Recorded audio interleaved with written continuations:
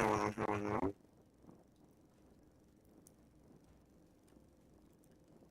Hopefully you guys can hear me. I had some issues with OBS, and I've been trying to fix it, but uh,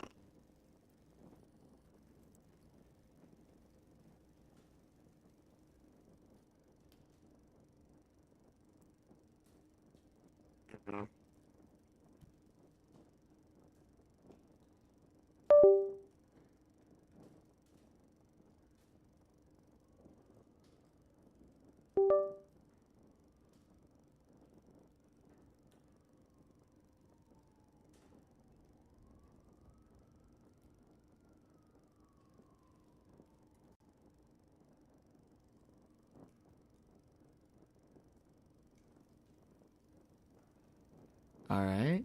Okay, I think it's working now. Yeah, my mic was freaking out there for a minute.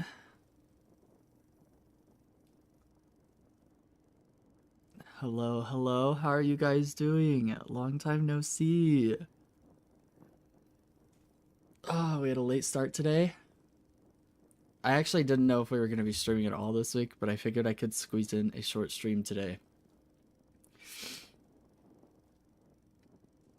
How have you guys been? How was your week last week? I've seen the Deadlock game's been going crazy. Apparently the haze buffs have been treating you all nicely, huh? Could be better, says Minty. Amen to that.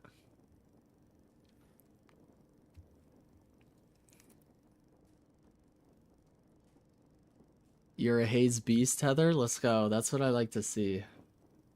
Your apartment partially flooded. Oh, Minty, I'm so sorry to hear that. That is an absolute mess. Hopefully that goes a little bit better for you soon. Shelly says she couldn't play haze because everyone picked her. Yeah, it's an interesting thing. I thought that would be the case for me, but apparently in High Elo is not the issue. I get haze every time I try and play her. I was playing haze for fun to see how the changes were, to fill them out for myself, you know? And I wasn't having any issue getting her. Unless she was banned.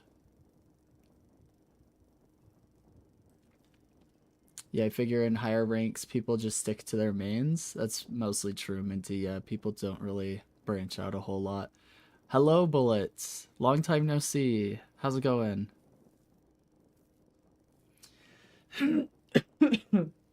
Oh,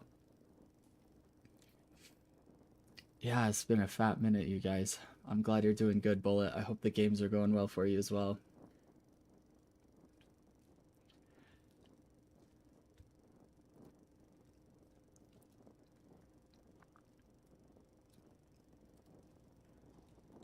I saw like a mini patch, like when I opened up Deadlock today, like a very small update, but I didn't see it actually change anything from the overall like July 9th update.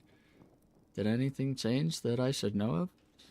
I mean, I think the July 9th update was like our small patch update to like earn in a few heroes and a few items, but other than that, I don't know.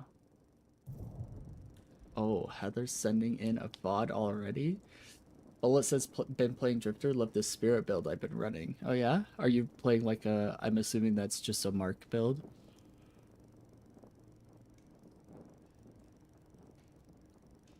Where did that background image come from anyway? It was AI generated for my otter. So the otter, it's actually like the long boring story for it, Minty, is that this otter originally was artwork made from an old friend in high school. And you'll actually see it in like my Discord or the Twitch icon. You'll see that it's like a slightly different otter. That's the original artwork, and I refuse to swap it out to make sure it matches because I want the original artwork to be represented somewhere. So like my profile pic for everything was the original artwork from Julia, my high school friend who we played percussion together. So shout out to Julia, she's amazing. And then I had AI basically reanimate the otter so that it didn't look like an actual drawing. It looked more like he does now. And so Coach Blayton, the otter, now looks the way he does. And then I had AI generate a background that would match him in like a whimsical way. And this is what we got.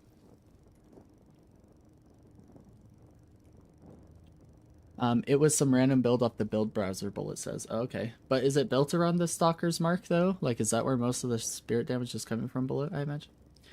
Shelly says, if I Q haze, it takes like 7 minutes. Yeah, that's what Minty was saying. Apparently that's an issue in lower elo. Yeah, Stalkers mostly, but his one hits hard. Yeah, I imagine his one still hits hard too, yeah. Heather says, I must be getting lucky. I am getting haze a bit with a few dynamos mixed in. Nice, Heather. I'm glad you're getting what you want. I will say, Heather, I played with a dynamo the other day that was actually just dominating. I mean, he had a few like really, really questionable plays positioning wise. Like he was pushing a shrine while we were team fighting on the rift. So like that was super questionable. But other than that, he actually played super well.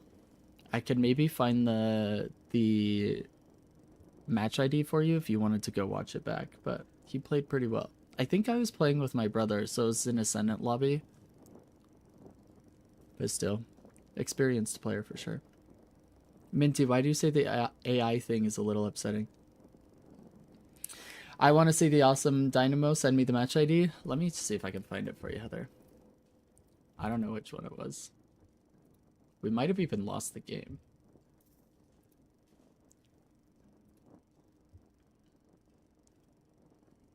Was it this one? I think it was this one, because he was playing Stomp builds, but then he had Refresher Unstop for ult. And he was doing pretty good. He was a key player. It was really my Yamato that was, like, owning. Shout out to Baby Twitch TV, if you guys want to check him out. He absolutely carried that game. He played exceptionally. I started off the game 0-6 and ended 11-12. It was pretty bad. Oh, it was a high Ascendant lobby. Ascendant 4. Here's the match ID.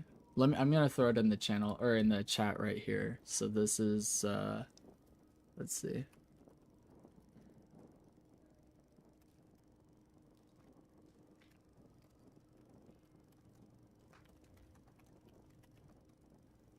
I just sent it in there. You can take a look at it, Heather.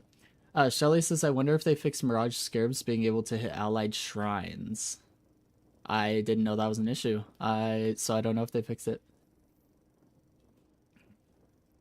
Minty says, I do not like a generative AI.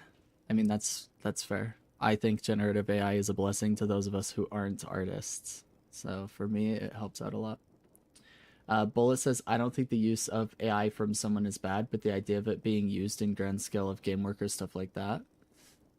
Yeah, I definitely don't want it to turn into like a shortcut necessarily, but like in gaming and artwork and whatnot, like you said, Bullet. But it is definitely a blessing for those who aren't artists to be able to get something that they want. Like I'm currently working, and the other thing that's annoying with generative AI is how unreliable it is. But I will say I'm currently working with generative AI to come up with different costumes for Coach Blayton, so I'm not always in the suit, and mostly to base them around Deadlock heroes. Like the first one I was gonna work on was Viscous, so I'm basically like I look like I'm wearing a Viscous costume. I'm working on that one right now. But it's so incredibly inconsistent one image to the other. It's really difficult to work with. But Minty, I will not say no. If you want to draw that for me instead, that's fantastic. It's definitely the way I would go. I'm just not paying anybody for it, so it would have to be for free if you chose to do that of your own free will. I'm not going to say no, obviously. But yeah, I'm trying to make like different heroes so that Blayton can look like different heroes in Deadlock for fun. And I was working on a Viscous one, but I haven't put much work into it. It literally takes hours for generative AI to put in the details that you're looking for and not screw it up and make it look weird. Heather, what milestone did you hit in Deadlock yesterday? I muted my first person and blocked them on Steam. Oh, that's so funny. That's a great milestone to hit.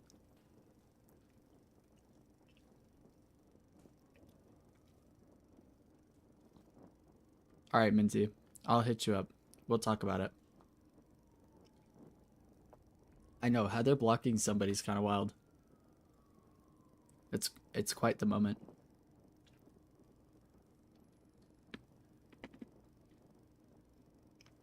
Yeah, toxic people need to get muted fast for sure.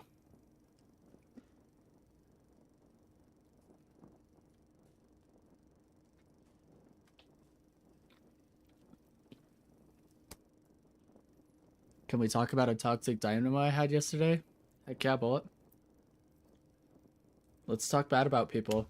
Isn't that why I stream? Pretty sure 90% of my streaming is us complaining to each other about our experiences, and then 10%, well, actually like 9% coaching, and then 1% me making you guys feel bad so that you'll improve through guilt tripping. I think that's pretty much how the channel goes.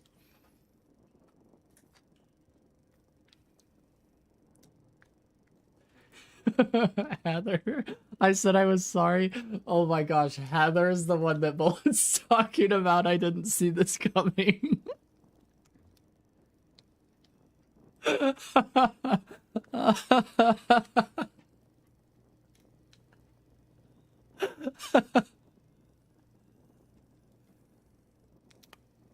He only ulted like 3 times during a 40-minute game. He probs thinks bridge buffs don't win games. Heather wasn't the toxic dynamo? Okay, good. I was... That was gonna be the biggest twist of all time. That was gonna be like... Have you guys seen Shutter Island? Shutter Island's like the movie that I watched it for the first time this year, earlier this year. And it's like one of the big like crazy twist movies. And so that's like the most recent one I've seen. That was gonna be like a Shutter Island moment. Highly recommend that you guys see Shutter Island, by the way. So good. I know it's like 10 years old or 15 years old or whatever, but still so good. Well, it's just bad that I kicked his butt with a healing dynamo. I mean, if he was trying to heal you with barrels on holiday, I'm not surprised you kicked his butt. Bullet actually trolling his entire team by healing his teammates with barrels.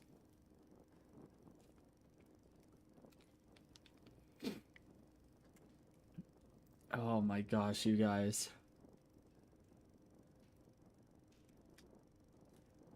You had me laughing pretty hard there. That was good stuff.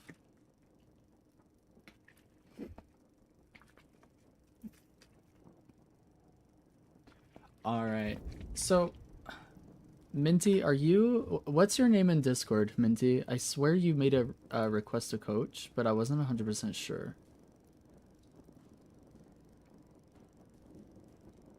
Minty Cups? Oh, maybe I didn't see it. Did you put in a request to coach and I just didn't see it? Because I don't see anything. You did? Hold up. Well, how long ago? Did we already do it? Or was this like, it was just lost?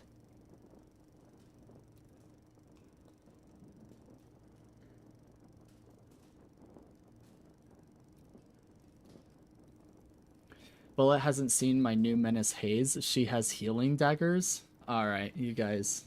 We need to go over which heroes heal. Shelly says, I'm reminded of someone I know saying something I noticed with your Haze build is that if it doesn't work, like, it doesn't work. Very insightful. Shelly, write that one down. We're gonna have to make a poster out of that. That's a pretty good quote. Oh wait, I have a different display name, my bad. Are you the Argonauts? Is that the request I saw from you? Bullet said, okay, good, Minty.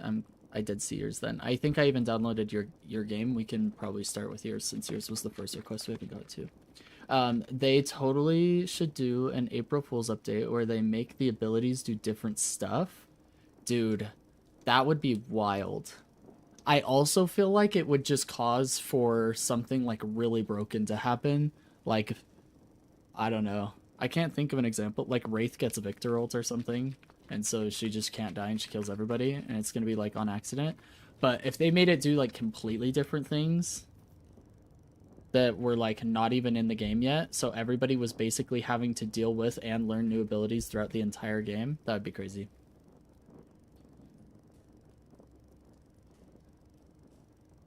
Didn't they do something like that for a day?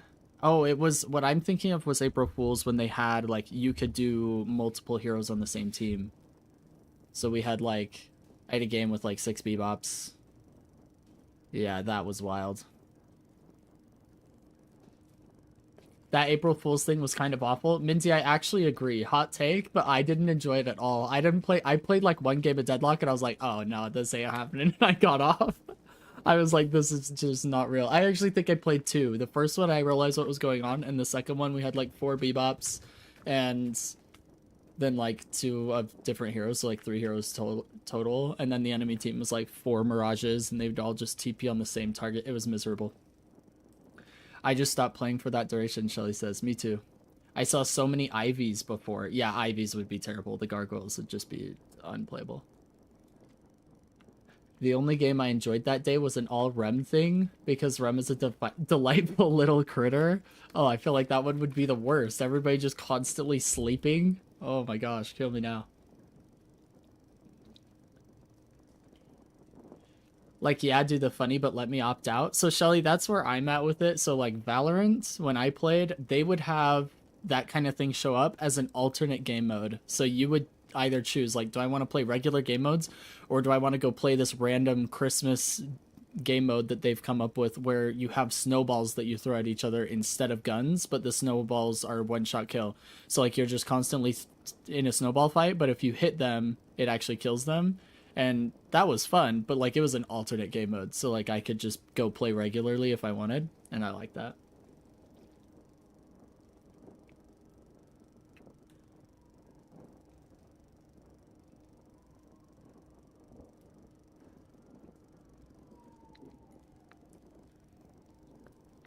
Three v three game mode from Smite Joust, dude. You are preaching to the choir. One lane 3v3, I would never stop. Dude, Joust, my brother and I played so much Joust. We also really, really enjoyed Siege, which is 2 lanes 4v4, so 2 people in each lane. I really love Siege. It was actually my favorite, but Joust was a close second. I 100% hope they bring in a Joust version where it's 3v3 in 1 lane. That would be really dope. Yeah, old Joust was the best for sure. When they updated it, it got much worse. But people calling me no fun whatever person wait people calling me a no fun whatever person over it are the same people who will maul you if you like pineapple pizza. Dude, okay, wait, should we have like a quick debate about this? Does anybody feel strongly for or against pineapple pizza? I feel like it's fine, but I don't care if people like it or dislike it. It is not a crime. Bullet, chill out. Pineapple's fine. You should do time for it. Pineapple has to be on pizza. Of course, Heather and Bullet are on the opposite sides of this. It's a litmus test. I like pineapple pizza, but it's not my favorite. I'm with Minty. There's so many other pizzas I'd rather eat, but I could have pineapple on pizza. It's great. Bullet, I will hunt you now. You guys. You're getting dominated with my haze. Oh, man. Were you guys, I don't know like what everybody's age is, but were you guys a part of those really, really stupid teenage debates on if water is wet? Because that was probably the most heated freaking debates I've ever had in high school. Or, yeah, I think I was in high school. I can't remember.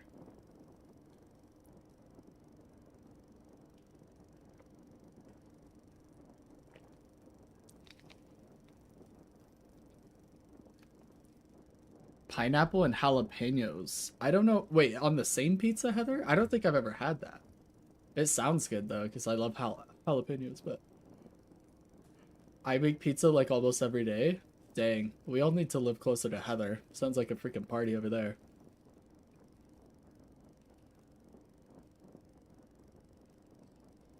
You bring it up every now and then.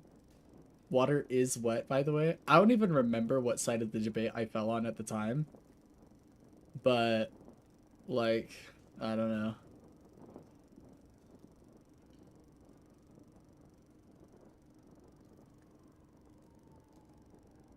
People getting into arguments over nonsense happens across all ages. Oh, of course, Shelly. There's just specific debates that are extra dumb, you know what I mean? Like the is water wet? There was like another one that was similar to is water wet, but I can't remember it now. Somebody will have to come up with it, but it was like around that era too, like within a year or two of that. Anyway, super dumb. Keep debating water wetness while I steal everything in your fridge without you noticing. My brother loves pineapple and barbecue sauce pizza. That sounds good. I posted in the Snack Cam channel in Discord. Heck yeah.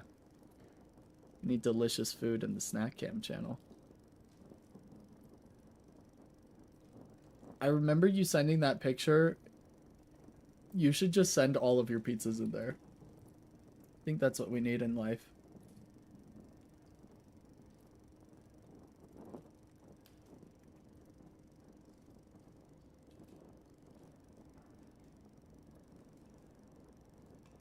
I should do a college thesis statement on is water wet? Yeah, that should be your doctoral, what's it called when you're getting your PhD? Is it just your doctoral thesis? There's a name for it. I swear it's not that. Anyway, that should be it. Dissertation. That's the word I'm looking for. I don't know why I couldn't think of it. You weren't there, Your Honor. For real, for real. Yeah. The for real will really win over the judge. Oh, you guys. Oh, posture check. Thank you.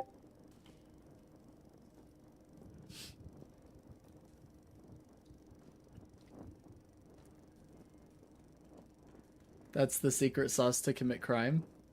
Absolutely. Hey, Crab Shack, how's it going? Welcome in, welcome in. Can I get a pizza with stupid sauce?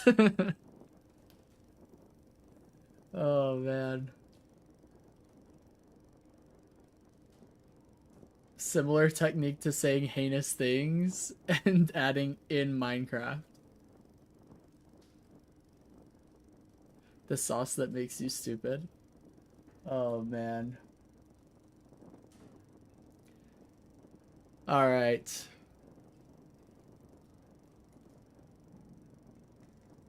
Speaking of Minecraft, I wish they added sharks. I never played Minecraft. Is that a crime? Never did it. Yes, kinda, yeah. You should try it. So there's a streamer that I watch who plays World of Warcraft, and he recently started playing Minecraft, and watching him play it has been hilarious, but I don't know if I would enjoy it. I feel like I wouldn't, but maybe I'll try it.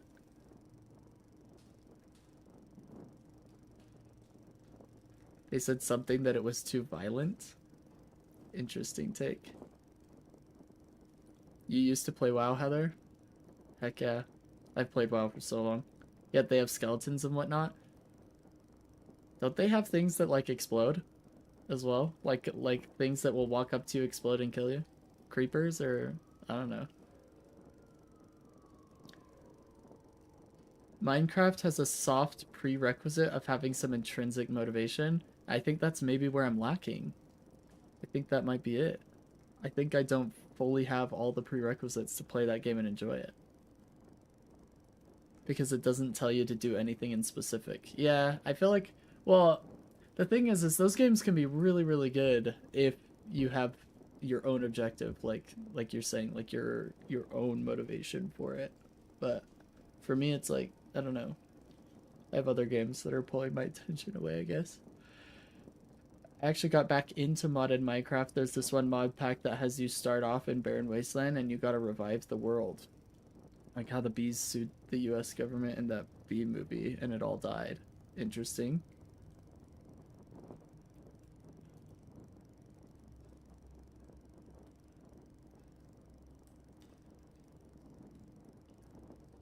Yeah, I mean, it has obviously been a very successful game, and community-driven mods have gone crazy too. So, VOD reviews, right? Yeah, Shelly, you're right. Okay, hold up. Let's jump into some VOD reviews. I think Minty is first on the list, going back. It looks like you had submitted a VOD of you playing Graves. Does that sound about right? And I think I have it right here. Hold up. So we've got Graves. We're in Seeker 3. You were a key player, went 15 and 5.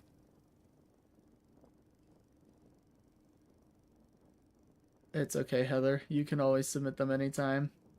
And then you said you wanted to work on game sense, positioning, general things. Just anything I really noticed, kind of, huh? Happy to look at it for you. Let's go ahead and change my HUD here.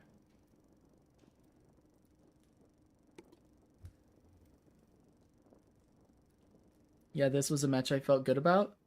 Well, let's take a look. Let me know if you guys can't hear it or something, because like I said, OBS gave me issues, and I had to uninstall and reinstall everything, set up all my scenes again. It was mega annoying, but audio's good? Okay. Let me know if it's like too quiet, too loud, etc. as well. What your life looks like without the Baxter Society. But once you complete the ritual, your future will be secure. Okay, awesome. Let me know if anything else comes up. Bullet said, I'm gonna have to change my submission to my recent Drifter Spirit build. Sure, yeah, go ahead and edit it, Bullet.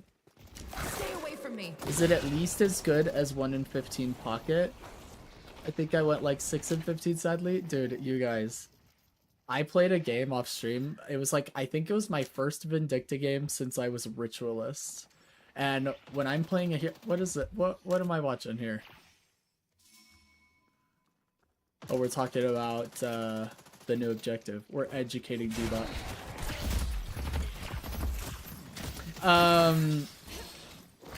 Yeah, so it's like my first Vindicta game since Ritualist. And I play aggressive when I'm learning or relearning a hero, which is why I usually go 1 in 15 or something really bad like that. And I went 1 in 13, I think. Or something like that. It was really bad. Ooh, make sure you secure that orb. Ooh, deny that orb too. Okay, so just really quick, Minty, while I'm looking at this gameplay, something to keep in mind is laning phase. The first 3 minutes of the lane, the most important thing you can be doing is securing your orbs and denying their orbs in any way that you can. Because orbs are worth so much more since they changed them. So spending energy denying and securing orbs will make sure you guys get ultimates first, which gives you an advantage. Yeah, I'm not good at confirming orbs. Yeah, let's make sure we focus on it. That's the first thing I'm noticing. Like right now, they're attacking your minions. You should be staring at them, waiting for an orb to fly up and see if you can deny it. Kind of why I play Graves. My aim is terrible.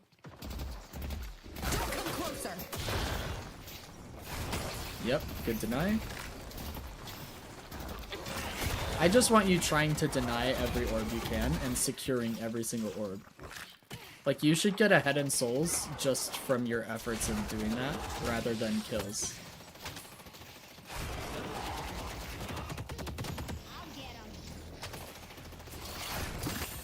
And if it makes it easier, just punch your minions so you don't have to deal with securing orbs. Going to shop. I'll be right back. Today you're making history. Thank you. This was right after the Rift edition. Oh, that's why you were giving them the education. I see. Nice deny. You're actually doing a pretty good job of it. I just want it to be like your #1 focus. I'm not sure exactly what you are focused on. Like, I can't tell what it is you're focused on necessarily. But I would just like you focused on it more. Dang, Wraith is on a 3-kill streak. W. Yeah, see that orb? If you were paying attention to how low the minions were before you engaged on the enemy. There's a lot to think about though.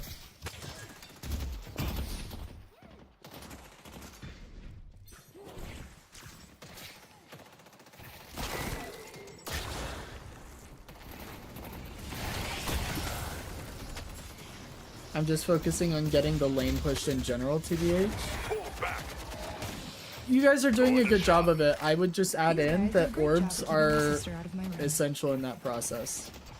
Because pushing the lane in actually doesn't accomplish as much as getting a soul lead does. That's like 80% of your goal in low elo during lane phase. Actually, in any elo during lane phase is getting ahead in souls. And the easiest way to do it by far is confirming all of your souls and denying as many souls as you can from their enemies.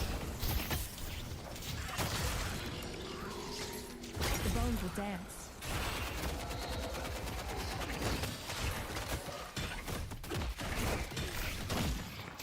Nice.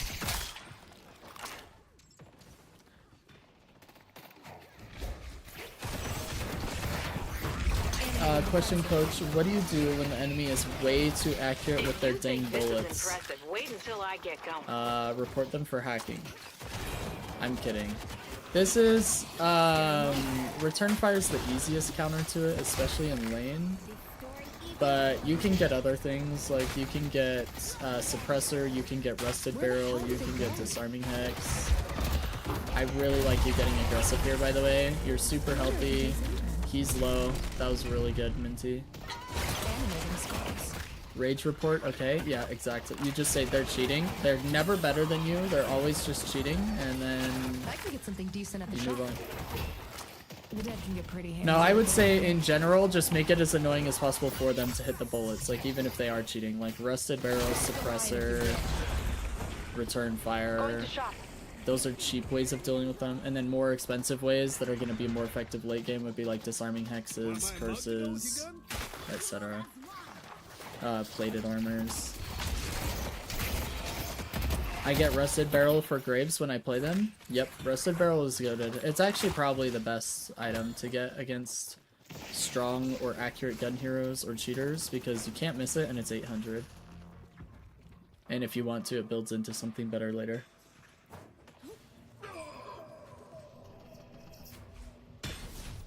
Nice, bridge buff, okay. I like that you got it.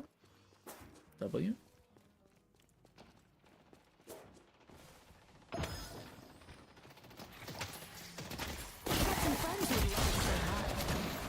I mean, so far, Minty, just looking at your lane phase so far, the only thing I'd really have you focus on improving a lot is the orbs. I think everything else you're doing good. You're playing way above Seeker, at least.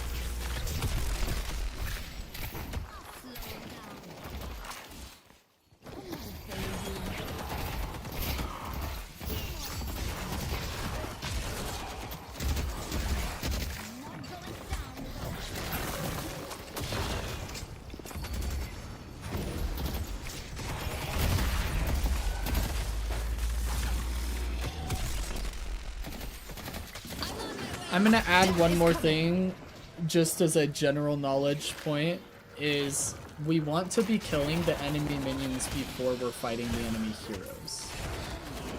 So that might be part of the reason that we're not focusing on the orbs as much, is because we're focused on the enemy heroes more so than the minions in general. Push yours.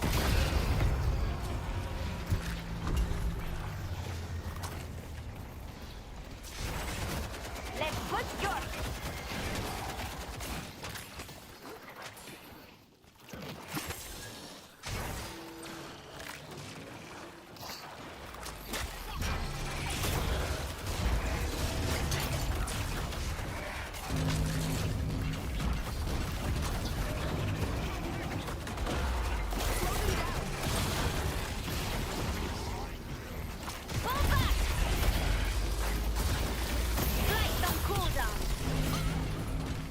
See, I'm so aggressive, I would have been pushing that 7 under Walker, because you're like full HP. I would have run at him and killed him. Yes, I'm the hidden Eternus coach, don't even worry about it. Yep, Shelly's goated. Hope you win whatever fight you're about to start. So are we going Gungraves, it looks like, maybe, possibly? Extra regen. Minty, why did we buy extra regen? Like when you're full HP like this. I build into leech. You could never cross the gap. Wait. Does Leech build from extra regen now? And I just have never seen that change? Oh, and then healing tempo. Okay, that's where extra regen comes from. Headed to Broadway. I see Celeste. I'm just making my healing stupid from Leech, I see. I don't recommend that. I'm just saying right now that just as your coach, I'm not big on like telling you how to build, and I don't ultimately care that much. But I don't recommend it. It's not the most optimal way to get the most out of your healing. Leech is sufficient, or should be sufficient. I wouldn't buy healing tempo on Graves.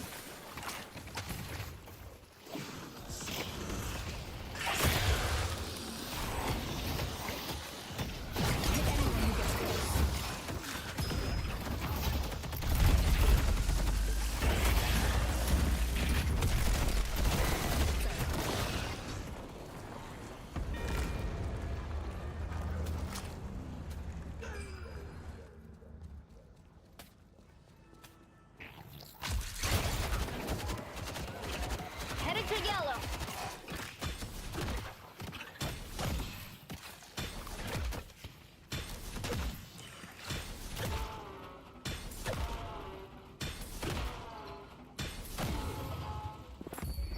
The more I think about it too, if I want to elaborate on it, the reason I would say that healing tempo isn't good on Graves is because if you need more healing than Leech has already given you, there's probably a different issue that we need to work on, like positioning is the first thing that comes to mind, or taking bad fights.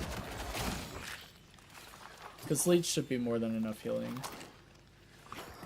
Our blue walker is under attack. I'm not too worried about builds.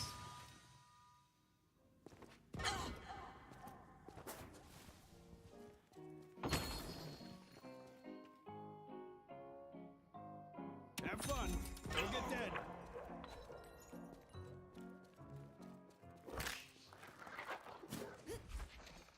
There's currently not enough healing barrels, -1.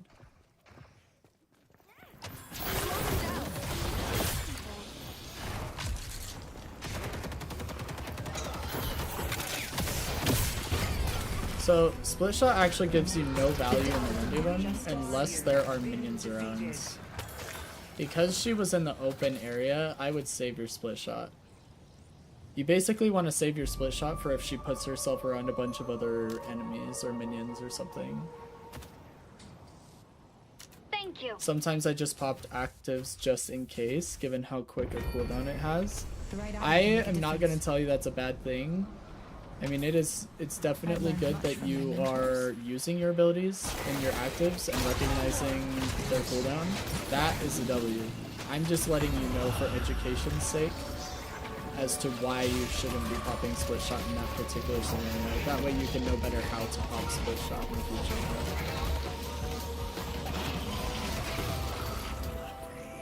Thinking about it and using it properly in general are probably the biggest part.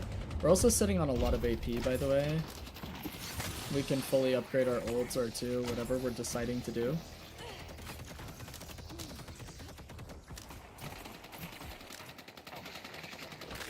Need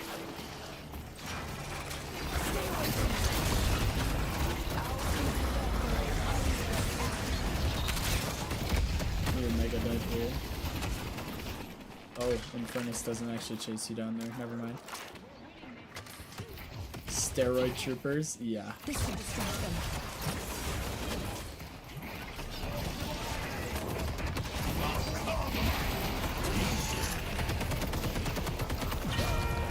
So we just stayed too long here. Right about here. Oh, that was about it. Right about here, we should have left. So, I don't know if you know this, but under a walker, the enemy team has significant resistances. Like, something in the realm of 10 to 15% each resistance when they're fighting under a walker. So, this is a really, really, really bad fight for you guys to be taking. Fighting an enemy team under Walker is just really bad in general. So with you getting low, they're defending the Walker properly, we should have left. Now you should have died from this Infernus ult, they should have killed you, but you got lucky. So we should have taken this luck. This is reset time. This is the moment where we're like, okay, we got what we came for, we got Rift, time to go.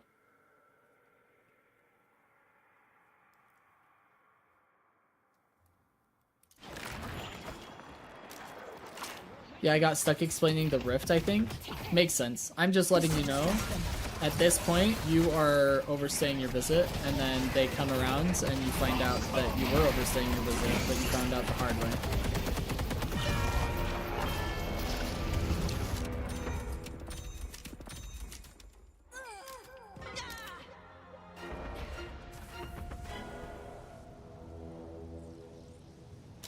Even Ascendant players still run under their Walker. You're giving her so much power.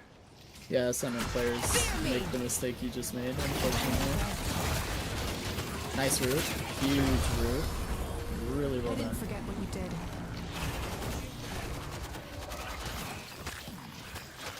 I like your use of sliding to get infinite ammo. It's really, really, really, really important on Graves. I'll try to hinder them the best I can. Because your range for your M1 is so low, you have to get as much value out of your bullets as you possibly can while they are in range. So you have to use infinite ammo so much on Graves. Because there's so much less room for error in terms of range. Like, Wraith uses her 2 to get away from you, and it's like, okay, no more damage. Yeah, because if Coach catches you reloading all the time, it's the training range for you. I'm speaking from experience. Exactly. Oh yeah, I slide all the time. I get burst fire eventually. Nice. And we're getting a bridge buff to win games. Love it. You're playing way above your elo. I'm just letting you know right now. Guardian has been destroyed. I'll take all the help I can get. Bro, your game isn't showing under your name. Update that. Oh, thanks. Your mind, good work. Hey.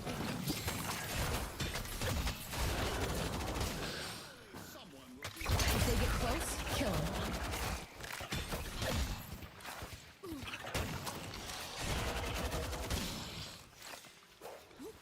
them. It feels disgusting to be shooting without infinite ammo early on for me now. Blatant has changed me. Let's go, Shelly. That's what we love to hear. Assy Bebop. Help me deliver this. You do have a plan, yes?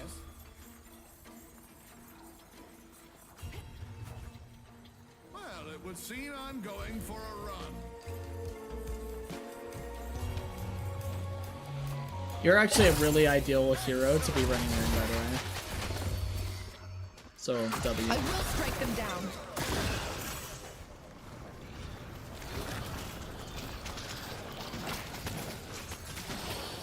Remind me again to update that the game isn't showing up after this. Oh, nice, parry. No skulls out though? Oh wait, yeah they are. Wait, what the heck? I think our UI was just bugged. Okay. Headed to Green. Headed to Broadway. Thanks. Going to shop. Our yellow walker is under attack. Like, we need to defend this because they're pushing it so hard and we have resistances, so this is actually an advantageous fight for us. It's the exact same thing I was saying over here, right?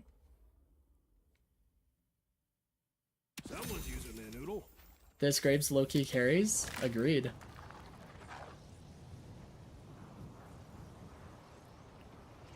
You're playing really, really well. I'm not playing around. Uh-oh. Celestial. I'm good at group projects.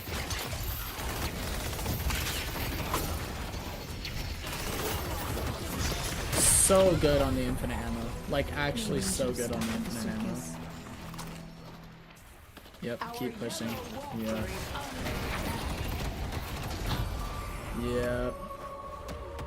This would normally be a mid-boss call. I don't know if you guys recognize that. You could leave somebody for Rift if you wanted to, but mid-boss would be more important.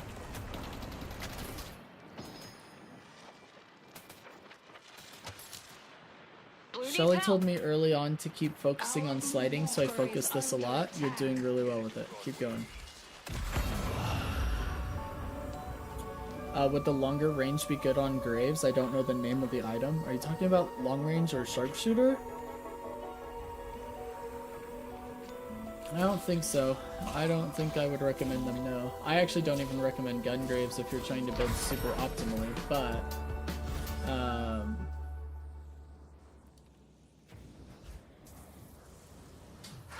I am the Reaper's handmaiden. No, those items don't increase the range of your bullets. They increase your weapon's zoom and fall off range. So they would be really bad on Graves. They increase your damage the further away you are from a target, so it allows you to do more damage from distance. It doesn't increase the distance at which you can hit them. Animating defense. Nice kill. This is mega aggressive. I probably would not be here. Hit anyone who gets close. Flight on cooldown. Nice movement, actually. Even sliding. You should never cross the dead.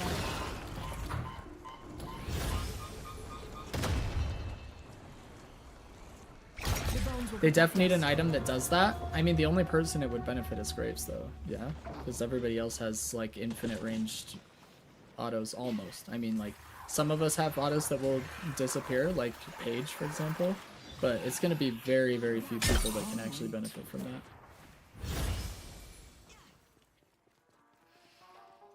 I like to just hit heroic aura every time I have ghouls or troopers around. That's exactly what you want to do.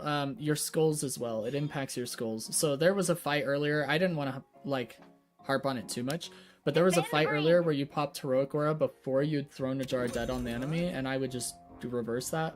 I would just make sure you throw the jar and then use heroic aura because your skulls are mega damage, and we want to make sure they're getting that increased attack speed. Yeah, it's a habit I need to get. Yeah. Slow them down. See, like, if you had heroic aura right now, that'd be great. The dead's wrath will be felt.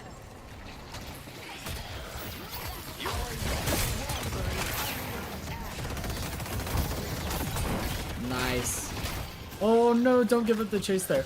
Okay, so you could have gotten that kill, like, for free, and you'd have shut down the ult she just sent.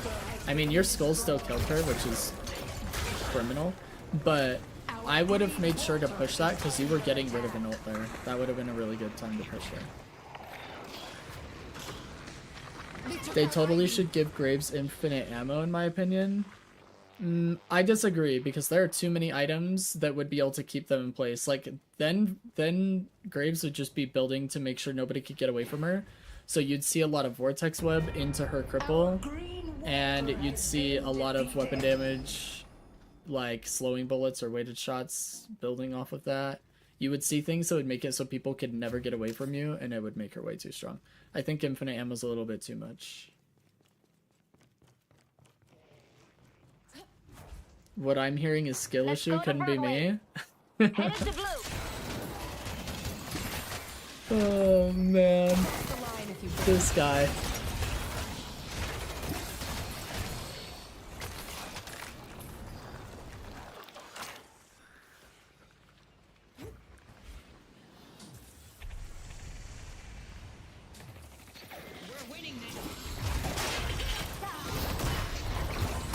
Just kill the walker, it's super low. There you go.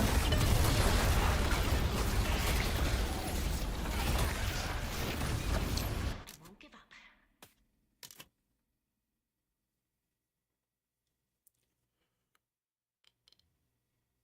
Okay, let's fast forward through your death here. Oops, wait, why isn't it working? There we go. Did he just Echo Shard his grab ability? He probably Echo Sharded Hook. Do you want me to go back and take a look? Hold up.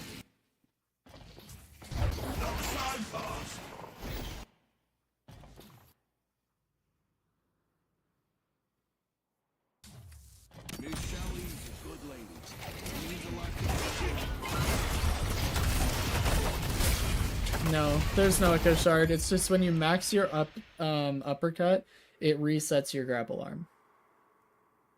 Yeah, so there was no Echo Shard here.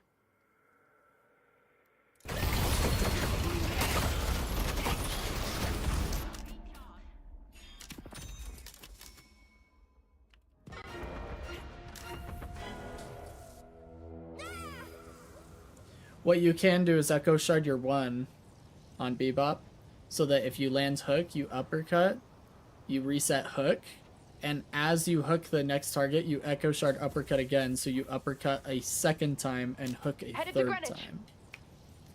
I prefer Echo Sharding hook though, because it means I don't have to hit uppercut for it to reset, and it means if I wanted to, for example, I could use that third hook. You should Like- never cross. The dead will surround them. So, sorry, explaining this is like kind of difficult without showing you. But what I mean is, instead of having to hit an uppercut on an enemy to reset it, I can hook a team.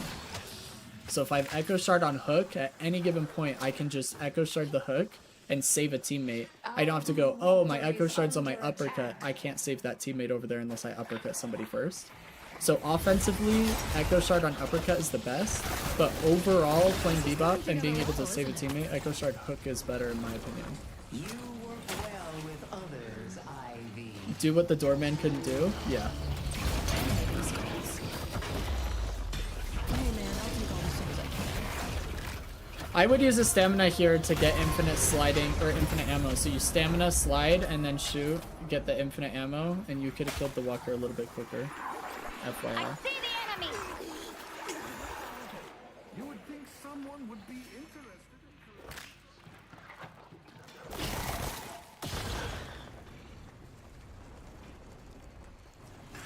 Ready to use knockdown.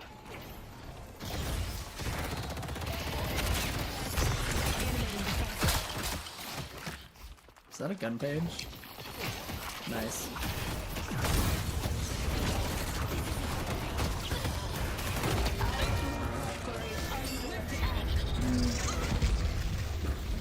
Oh, if they're smart, they just go mid-boss here. Nope, they're gonna shove a blue walker instead. Solid.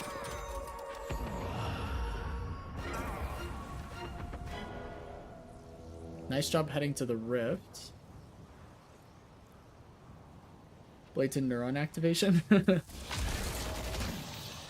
I went against a gun page over the weekend. They literally bullied me back to our walker and laning phase. Oh dude, gun page is so fun. I almost played it last night. I mean, I always start the game as gun page. Like my first spike is my gun spike every single time.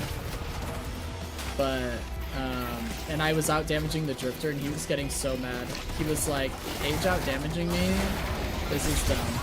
And I was like, well, you have like 800 in gun investment and I've got 4.8k. Oh, this poor page just ran into your root again. Oh my gosh, what you just did there, by the way, not even Phantom players do that. Realize that the rift faded away and get the souls up in the air. Well played.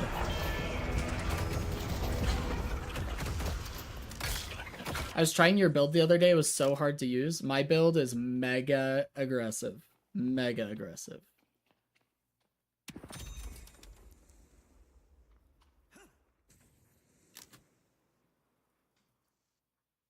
No, I'm not kidding. I played an Ascendant game where the enemy team got the entire rift. I wasn't there, I was dead. But the enemy team got the entire rift of orbs because they flew in the air and my team just like was unaware of the mechanic, I guess. I don't know.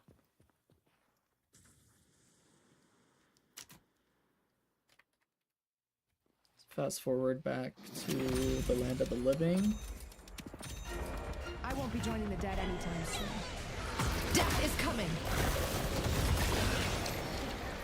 I don't love your route there. I get that you're just trying to summon more ghouls, but I don't like its positioning here, because it's not actually going to get any value outside of summoning the ghouls.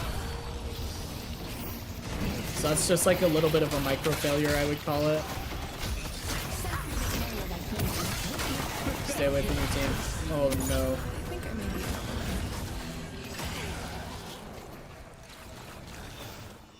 Great job. There's a page to your right. Are you aware of that? She's like 1 HP. Maybe your Apollo gets her. Okay. Probably should have helped him, but I don't think you were aware of the minimap. Apollo's blade. Almost every time I panic, wait for people to shoot the souls. Yeah. I just knew I had my split shot up and I just abused my auto aim. Yeah, well done. You definitely need to be using infinite sliding here. So, okay, so really quick. You can go right here and you can slide down the stairs and then go back up the stairs and then slide down the stairs again over and over and over again. And it's a really good use of, like, those stairs right there. It's a really good use of infinite ammo. I would definitely abuse it. I think I did see her, yeah. Yeah, I would just help your Apollo secure that kill. In higher elo, that Apollo doesn't get that kill without you.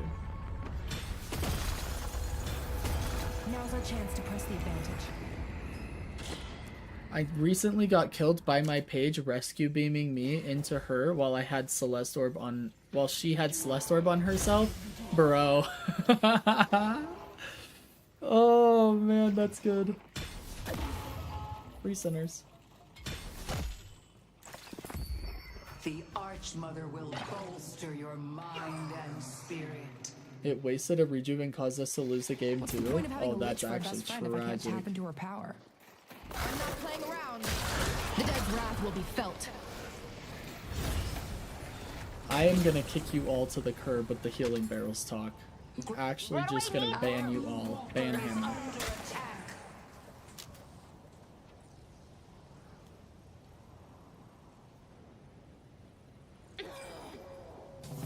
Your team needs to push base. Hopefully they realize that.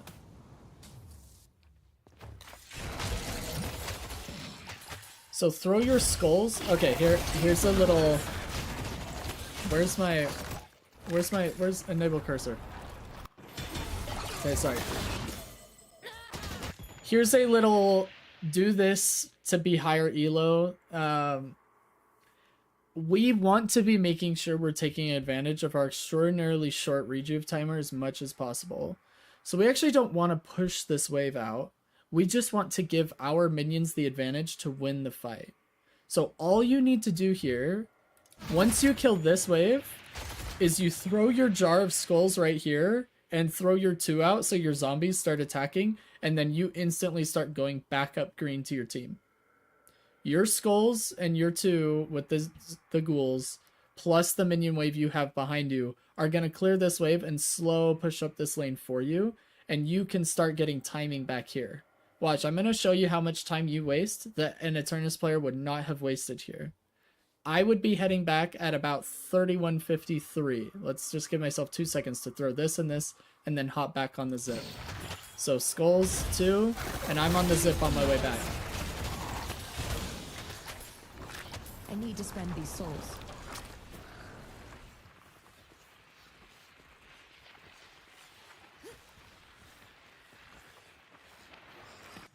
Right about here, I would be with my team. So you are on the other side of the map, pushing up a lane that doesn't need to be pushed up by you right now. And me, as Eternus, I would be pushing the base so that we're 5v2 instead of 4v2. Okay? So just a very small optimization that you can make. Well, it's actually a small change that you make, but it's a big difference. I'll take all the help I can get. It's okay, Blaine. I make up for it by 0 to 100ing my 7 with Ivy plus healing tempo plus max 2. Yeah, that'll do it. Headed to blue. Ivy is best healer. Ivy's heals are pretty insane, that's for sure. I don't know if she has Rem beat, but she's pretty insane as an off support. Stay away from me. Rem can go sit on the sidelines. I think I just had a feeling we'd get Rift there too. Well, I mean, to be fair, Apollo wasn't with the team and he could have been the one getting the Rift, and you still could have been fighting with your team, maybe downing the base with the rejuves.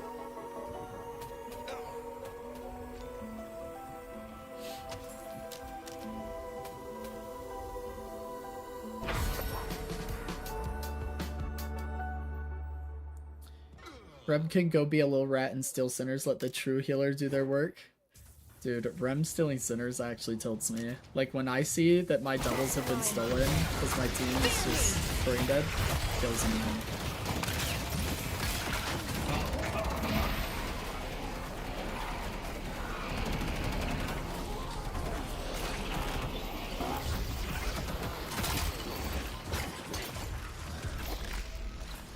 Oh, I would have pushed this, but it's alright.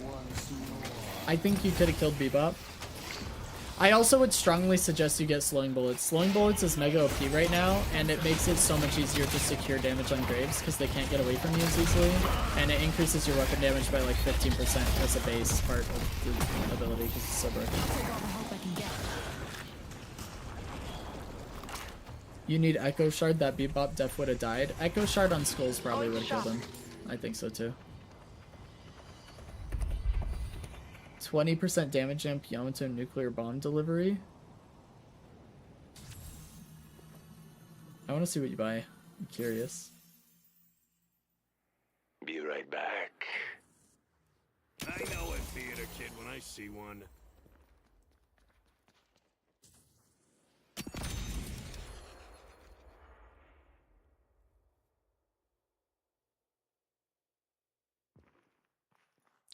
I love throwing a Yamato in with Ivy ult. Yeah. Knickerbocker that was about to get his legs broken. Duration extender, okay. I personally probably would have gotten Mystic Vulnerability or Bullet Resist Shredder, one of those 1600 spirit items, but I would have gotten them way earlier. The dead will surround them. That's awkward. Bebop missing. Nice job getting the minions and proxying. That was really great, actually. Oh, the parry! Oh, we missed the two.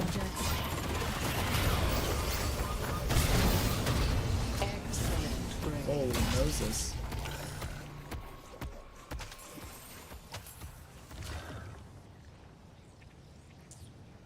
You imbued your ults.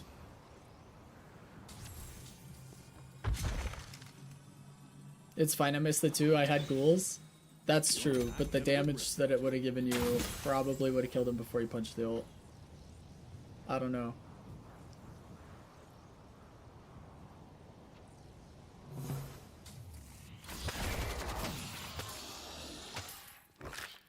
I mean, so far it's like really small optimizations I would have you focus on so as to not overwhelm you with too much.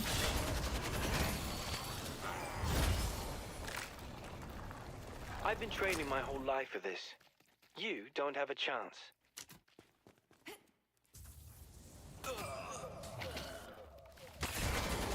Like, this is another time where you're split pushing that I don't really love it. Like, I'd rather you be with your team so you can push base with them. You've already accomplished the slow push, right? Like, you've got ghouls pushing up, you don't need to be here too. What will you do with this newfound opportunity? Hit anyone who gets close. I am the Reaper's handmaiden. Knockdown's almost ready.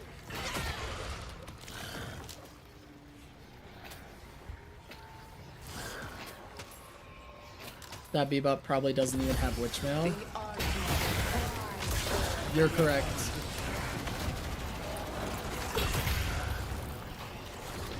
Crabshack, I love seeing those clips of you parrying people with your wall. That tech is actually just the best.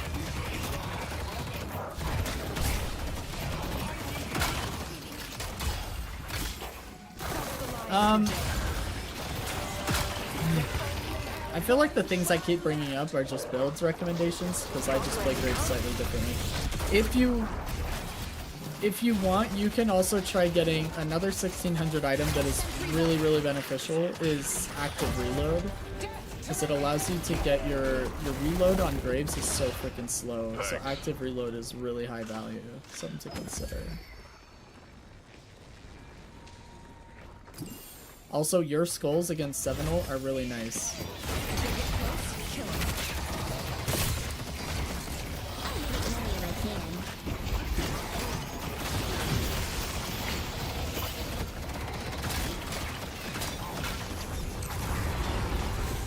Really well played. You don't have what it takes to stop me.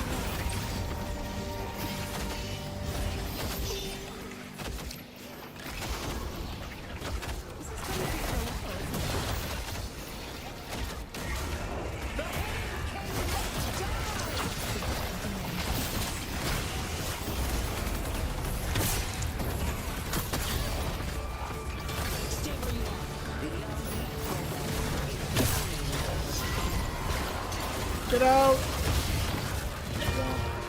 Alright. Graves go boom. But good game! Now is not the time for mercy. It's so fun. I've been doing it in lane with turrets too. Oh, nice. Active reload is really hard to time right for me. You'll get used to it. I mean, it does have that huge indicator, so you just wait for your reload time to get inside that little window. But I would just practice it because it's really good. Okay. This is a really good game, Minty. You played exceptionally well. I mean, you were top souls, top kills. You did a lot of freaking damage. Good objective damage. Overall, really well. Let's do notes really quick. Hold up.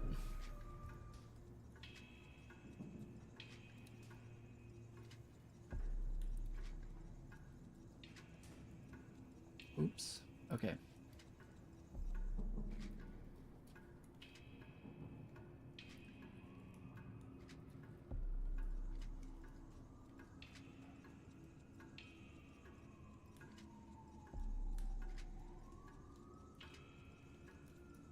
Quicksilver reload is also decent, but active reload could replace your healing booster because it also gives you bullet lifesteal when you reload properly with it, which is why I recommended that one specifically.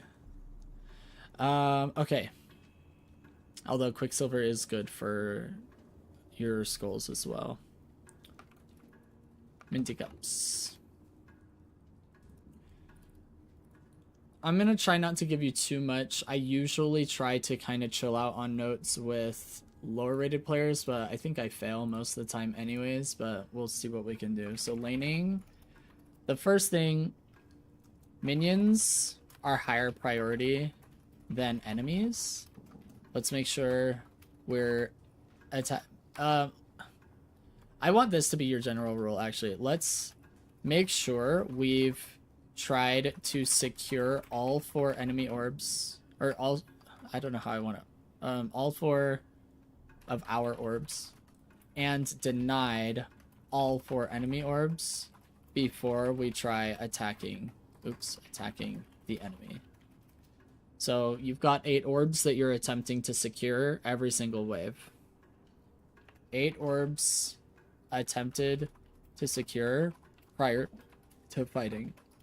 Okay, I just want you in general to focus on this a little bit more because it is really important.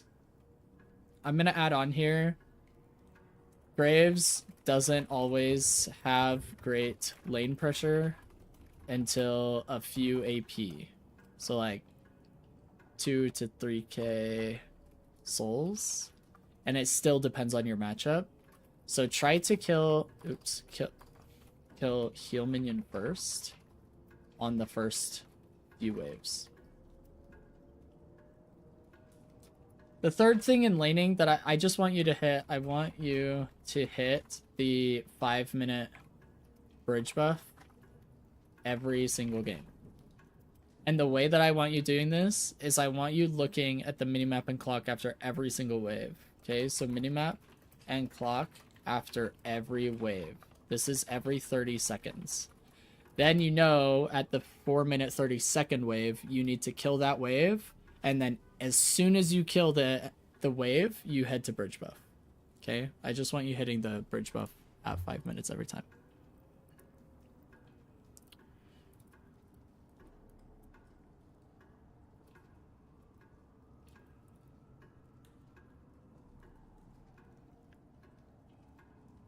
All right, let me interact with chat here for a second because I think I missed some.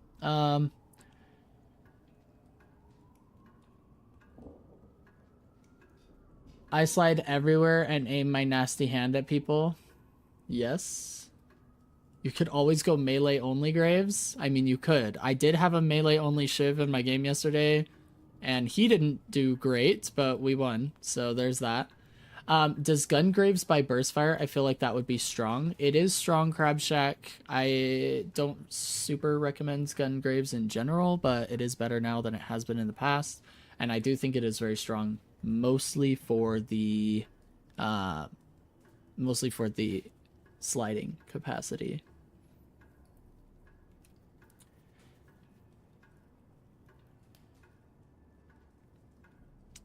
Yes, go to bridge buff at 5 minutes. I won't be standing there with smoke bomb ready to parry, I promise. Yep. You gotta be there about 10 seconds early is the ideal scenario when it comes to bridge buffs, by the way. I'm pretty much illiterate with time, but I can check every time I clear a wave. Yep, that'll be the easiest way to keep track of it in lane phase. Get your game being played added. Oh, thanks, Rama, for reminding me. Let me do that really quick.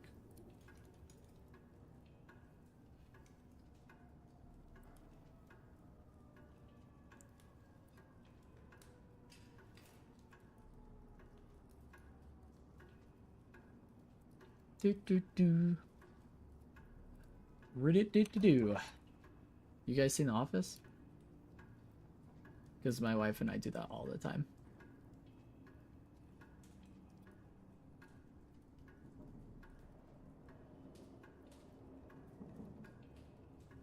Yeah, I think I got it changed. All right. Back to chat. Oh, another item while on topic would be great for reloading. The gun variant of Stam Mastery. Yeah. Of course they don't. Breaking them does. True, Shelly. True. Bridge buffs don't win games, but breaking bridge buffs does win games for sure. Does help a lot. That's for sure.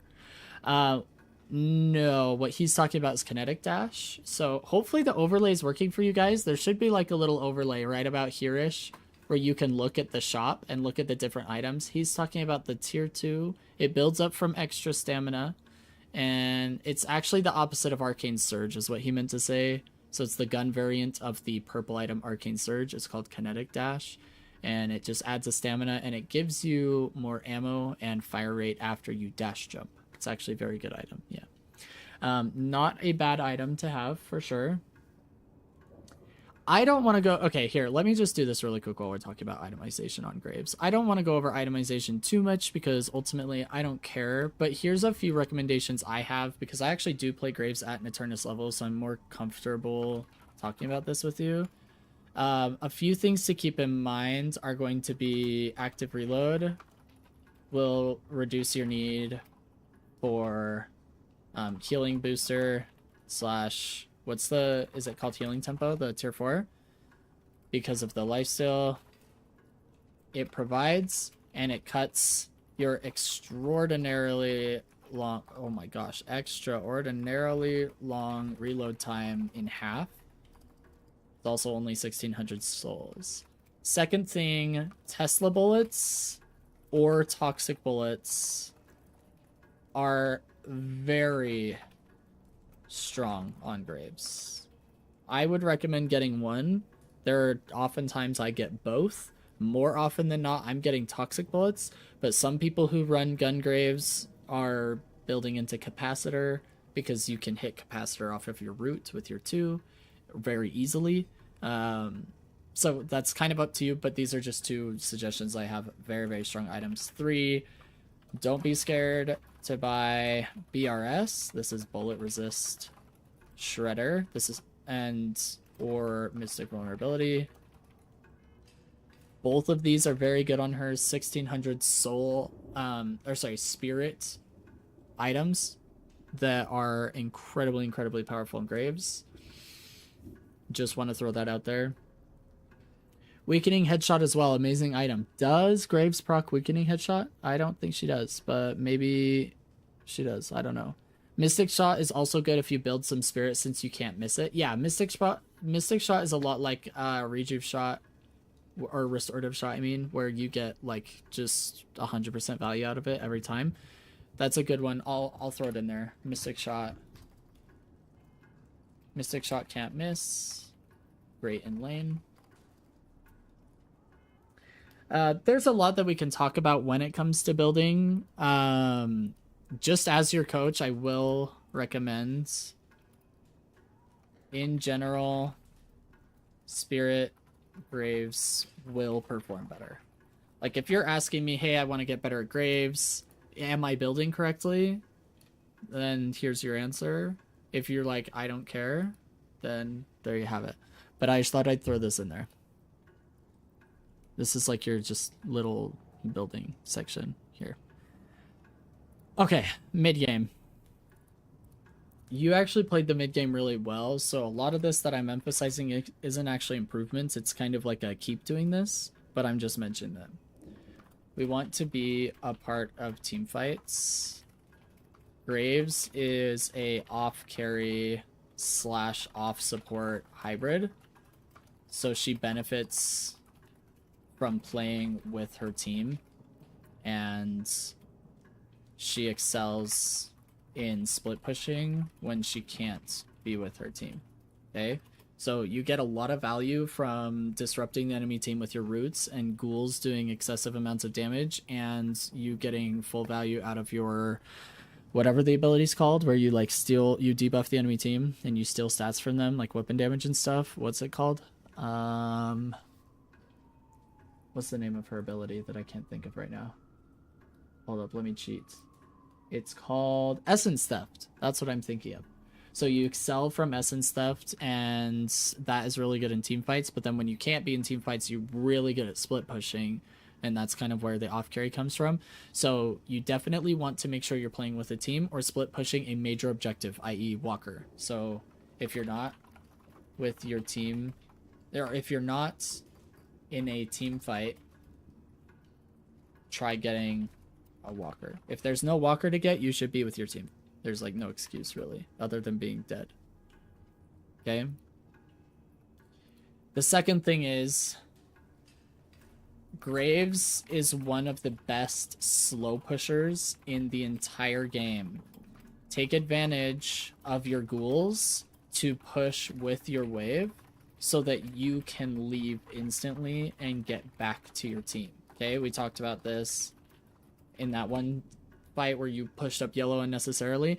I want you to like throw your 2 out and let your ghouls push with your wave so that your ghouls give your wave the advantage to start pushing up the lane, because eventually you're going to get another wave that comes behind them, right? So your wave is going to slowly build into this monster that pushes up the lane for you, so you don't have to be there. So you can literally throw down your 2 and then run away and just be like, I'm done. Okay?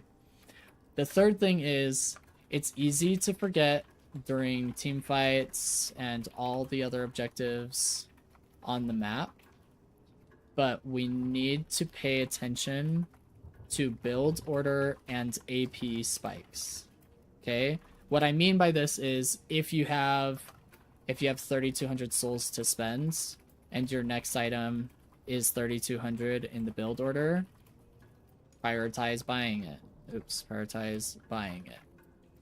If you get a massive damage spike at 5 attack points in your ultimate, we want to ensure as soon as we hit that 5 AP mark, we're upgrading our ultimate and not sitting on those points, right?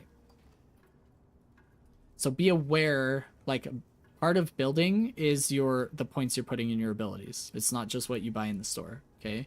So we want to make sure that as we're running around the map and we're doing all these things, that we know what is coming next in our build. So you'll see this in a lot of builds. Like if we just show you right now, like if I'm looking at Parzalian's Haze build, for example, which I was using yesterday, and you go to build browser, he has his AP ability point, not attack point, ability point order. He has it here on what he recommends. We have to recognize what is coming and why it's so important, right? So like if I know that I'm maxing my ult first, I have to make sure as soon as I hit that 5 AP points that I'm putting it into my ult. I'm not like sitting on 6 points or 7 points or whatever, right? So just something to keep in mind. It is a part of your build. Does this make sense, Minty? Hopefully this is all making sense.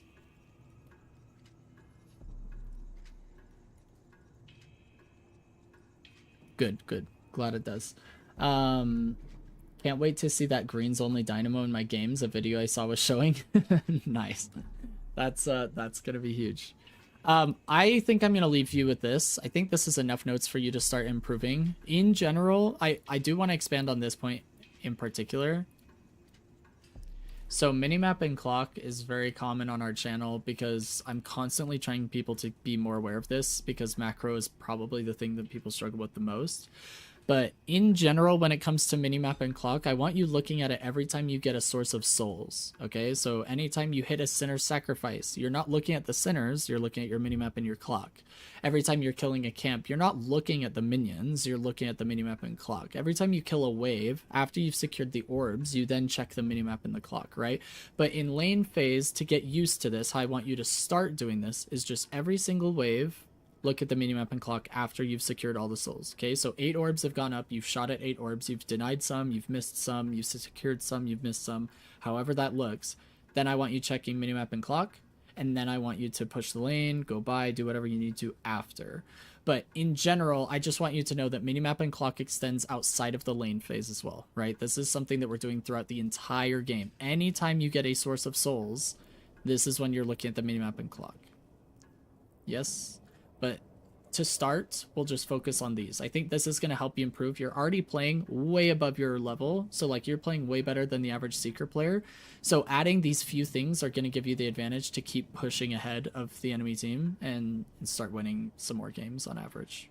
At least that's the idea, right? So I'll go ahead and share this with you.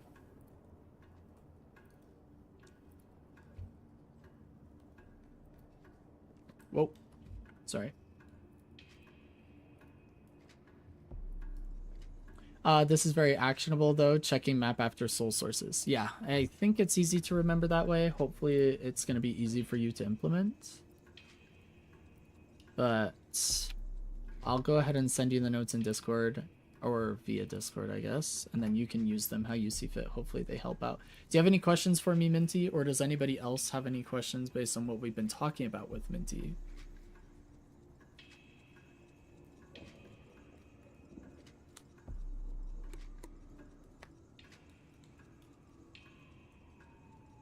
Great, my coaching's perfect. Nobody had any questions? Oh, dang it. Okay.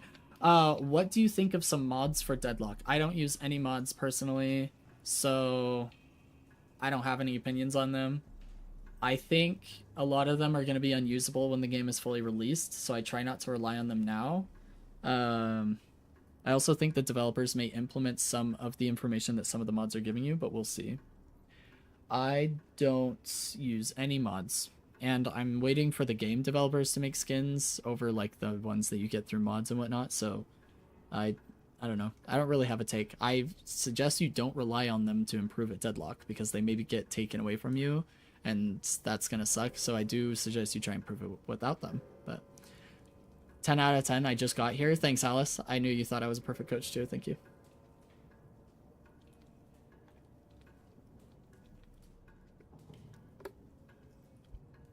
Someone recently made a summer vacation Rem outfit mod, and it's adorable. He has a little water gun. That's awesome. See, like, I think that's fun. I just want the developers to do it, and I want us to have to pay for them so that we can support Valve and Deadlock.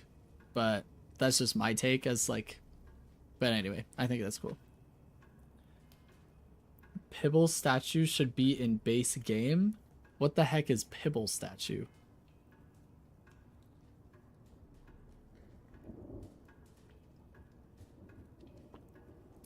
Pibble golden statues?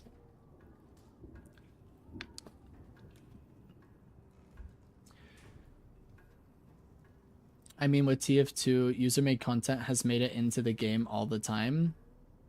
I feel the same could happen with Deadlock. It's entirely possible, but how much would it suck if you're like ranking up because mods are helping you and then those mods get taken away?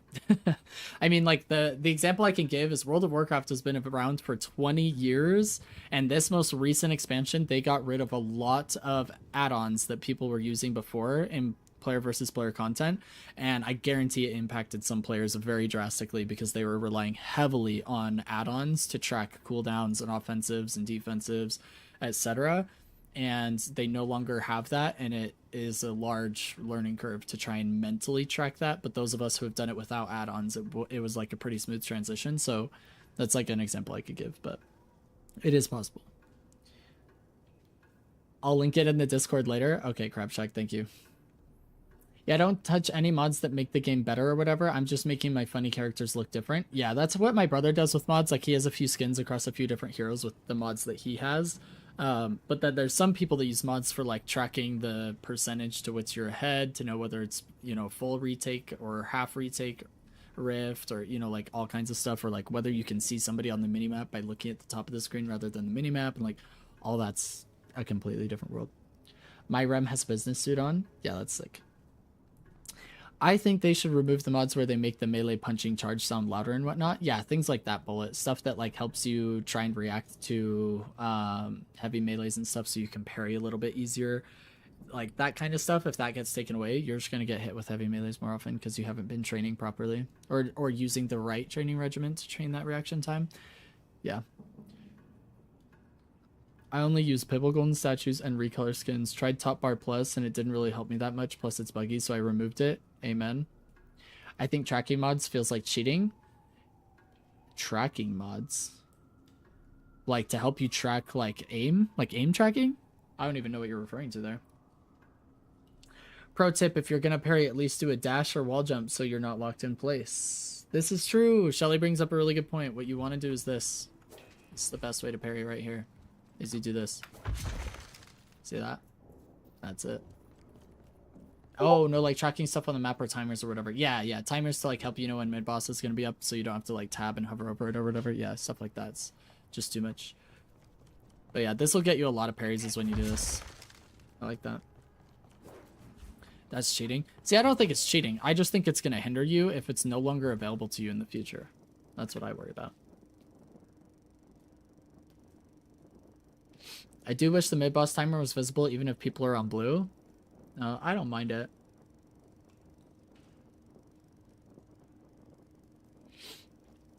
I think mid-boss is fine the way it is. I think it's annoying when people are around it that you can't see it, but I don't know. Maybe I've just been playing long enough that's like not that big of a deal, but... Ah, I see, Crabshack. Okay, thank you. Nice. Those golden statues are huge W. Okay, hold up. Let me pull up the next one. Is Samurai Funk here or no? I don't know if Samurai Funk is here today. That's what I mean, people obscuring the timer. Yeah. The problem is, like, how do you fix that? Because, I mean, what are you suggesting they fix? Are you suggesting they put the timer off the minimap entirely, kind of like the mods have it, so you just look there? I can message him, but he's not here. That's okay. He was just the next in line, but if he's not here, I can do somebody else's VOD review first, and then we'll go back to him.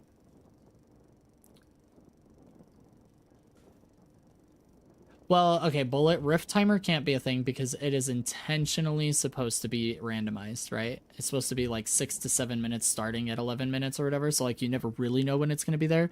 So I don't like the fact that a Rift Timer should be a thing. I disagree with that. Earn already is on a timer. It's just like every 5 minutes, but yeah, Rift is intentionally randomized to some extent. Yeah. You never know when it's going to be. It's just like every 6 to 7 minutes, starting at 11 minutes or 12 minutes or something. And so you never really know. The only way you can tell is if the little rift has spawned on that lane. And then within about 60 seconds from seeing the little rift, you get the audio cue that says, hey, 20 seconds. And then after the 20 seconds after the audio cue is when it actually spawns. But it's like somewhat random. He's unplugging on Tuesdays now. That's totally fine. I can catch Samurai another day. Not a big problem. Yeah, I think they could just put it above the minimap or something when you hold tab. I see. I used to have a mod for the soul bag that made them into rubber ducks that'd be randomly themed around Deadlock characters. That's hilarious. Yeah, I've seen, like, so I do like the idea behind mods changing the aesthetics of heroes or like your unsecured souls and whatnot. And like I see it from other streamers, like particularly SK, who's constantly using these like silly things because her content is driven around entertaining people. And so like for that, I totally understand it. I just want us to have to pay for it so it further supports the development of the game. That's just my opinion though. Maybe it's just because like, I don't know. Like, getting it for free feels weird, but I give Viper a propeller hat. See, stuff like that's awesome. That, or you could earn it through in-game currency. Like Smite had a system like that. It wasn't perfect, but you could technically earn any skin you wanted in the game for free through playing the game enough, and I'm okay with that as well. Like if you want to just put in endless hours into the game, or if you don't and you just want to spend money, that too. Like I think there's a different way of doing it, but yeah. I would love to see a giant rubber duck. I had a game where it was a 2K bag. Dude, when those massive bags drop on the ground, it's insane.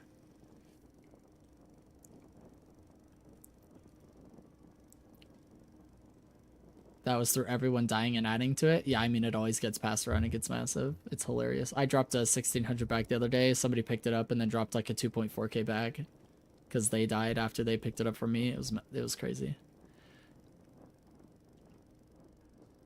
As long as I can turn off skins others use on my client somehow. Yeah, that's something I agree with as well, because then you don't want to have to like...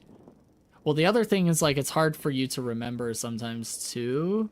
Like for me, it's like, wait, what hero is that? Is that Mirage? Is that Warden? Like sometimes I'll forget. So it's like, for that reason, I wish I could turn it off as well for other people. They need to add somewhere to gamble souls. Like a real Sinner slots machine, you know? Sinner Sacrifice is now just the slots for gambling souls in the hideout. Put it all on black. Oh, somewhere to gamble unsecured souls. Like in the game, you mean? People have been making mods that turn every character into Sinclair. See, that would just be miserable for me. Luck will be pure skill now. That's crazy idea, Bullet. I actually like it. Send it. Okay, Bullet, I actually think it's your VOD that we're doing next because Samurai isn't here today. I don't think I have it downloaded, though. Did you... It looks like you edited it. Edited it. But is this the Spirit Drifter one?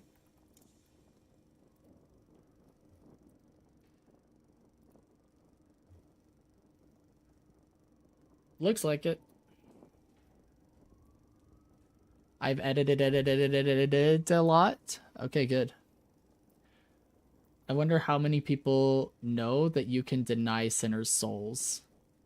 I feel like below Eternus, it's not super well known, Shelly. I don't see it ever, really, outside of Eternus. Both in coaching and like even duo queuing with my brother and being in Ascendant lobbies, I don't see it a whole lot. No. Plus, the actual use case is low. You have to kind of hover the person punching the sinners and try and shoot the orbs. Like, I don't know. It's kind of rare. Usually there's something more important that you could be doing on the map, but I think outside of Eternus, people don't even know it's a thing. If I can't contest it, I just shoot it. Yeah, that's like one of the only use cases, really, right?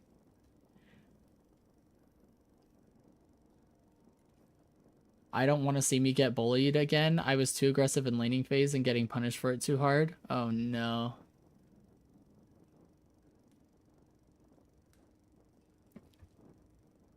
Alright, Bullet.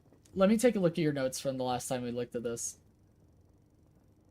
I'm gonna have to start like a 3-strike system. Like if there's 3 things on the notes that I don't see happening, you get like 3 strikes and then you're out. And then I'm just gonna have you send me another VOD.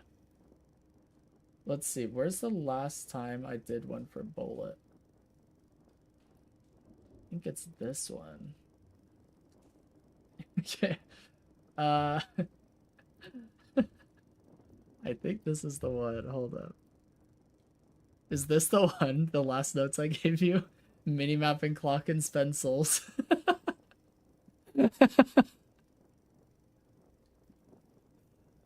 Yeah. I think there was a specific message I wanted to get across here. I think I went up to 13K again. Holy smokes, Bullet. I'm going to have to set up a 3-strike system for you. How the heck am I going to get you to start implementing this stuff? Okay. If you reload again on stream, I'm gonna kick your booty cheeks is the first line item. Unbelievable. Okay. When you buy Mystic Shot, don't shoot barrels until after you've attempted to take advantage of it. This was a holiday thing. Punch barrels or shoot them until after you've utilized Mystic Shot, Resto Shot, Headshot Booster, etc. Oh, Headshot Booster doesn't get wasted though, so that was silly. Bribe Yoshi so that your barrels actually hit enemies because you got robbed. That was true. It's easiest to hit somebody from above them. Try and use your bounce pad to give you optimal angles. If you miss bridge buffs without comms, I'll personally take your paid time off. Pick heroes are super sick for early ganks. Pre 5 minutes. Maybe find a winning lane across the map and punch the enemies harder. Don't gank losing lanes. Okay, okay. These notes are wild. Yeah, we kind of went crazy. Automod, can you go and count the sand in the desert, please? Thanks. Oh, we're exposing. This is mega exposed. Okay, mid-game. When clearing camps, try to treat them like it's a tactical shooter. Think R6. Shoot from around a corner so you don't take damage for free. It allows you to roam more over the course of the whole game. Pre-com mid-boss calls. Make sure your team knows the next play. When using Holiday Ultimate, it's going to be more consistent to land it off displacement. Barrel knock them up so you don't have to try and skill shot it with complex movement of the game against you. Minimap and clock. Spend souls. Okay. 3 strikes and you're out, Bullet. Are you ready? Oh, hold up. I didn't change my HUD. Emissary.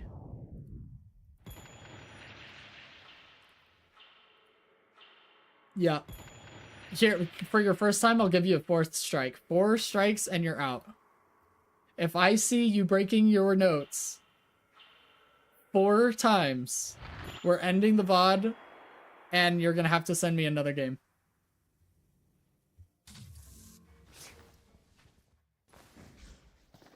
Three strikes in 3 minutes tops. I bet. Wait. Should we start a poll? Should I allow you guys to bet channel points on the fact that he's going to hit his 3 strikes? His 4 strikes. I'm giving him 4 strikes. Let me gamble. Okay, hold up. Let me get it. All right. So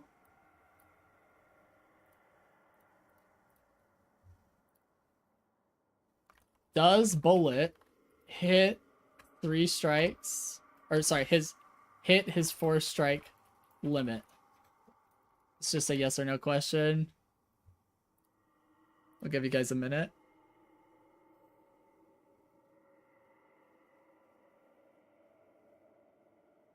So if you hit 4 strikes, so let me clarify this. If he gets 4 strikes and we have to end the VOD, then the answer will be yes. If we finish the VOD, he never hit his 4 strike limit, then the answer is no. There. Go do your poll. Gamble your points. For the sake of my own mercy, when it's my time to be reviewed, I will abstain. It's not a point one? Oh no, wait. What did I do?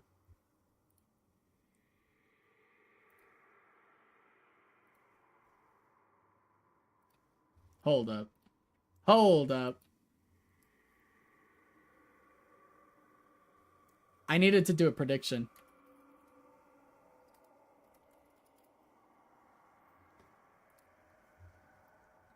Not a poll.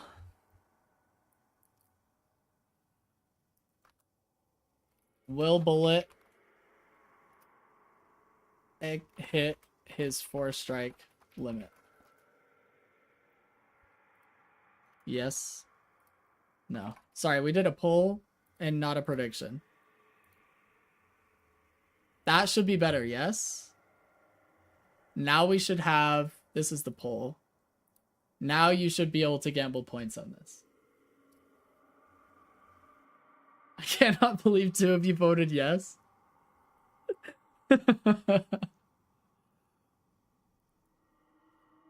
Bullet, I won't pray on your downfall like the rest of these sinful people.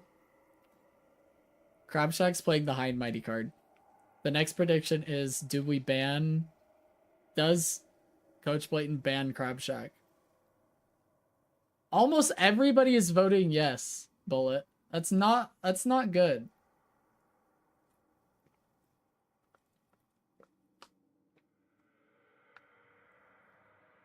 Bullet knows he's literally not even utilizing the notes.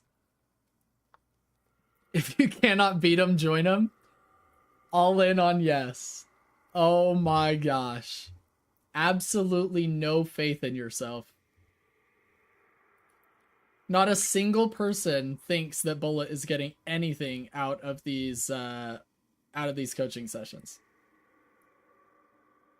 Not a single person. Everybody thinks that Bullet is just submitting VODs for fun here. Not even learning over here. Not my main, cannot blame me. Well, we can. Okay, here we go. Oh, let me, there we go. There we go.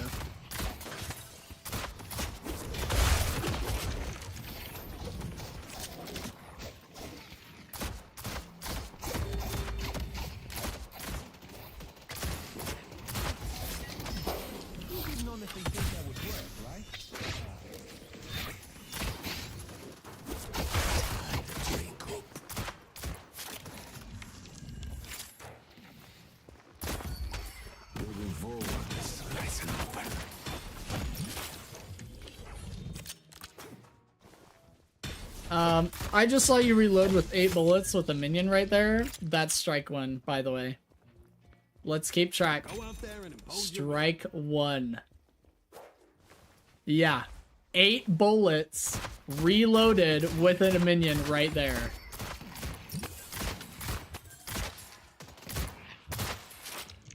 That was close. And I'll be right behind them. There's no hope. Yamato's missing.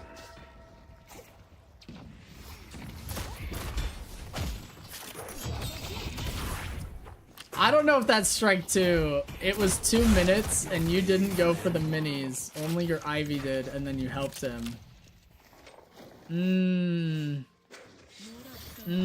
I don't know.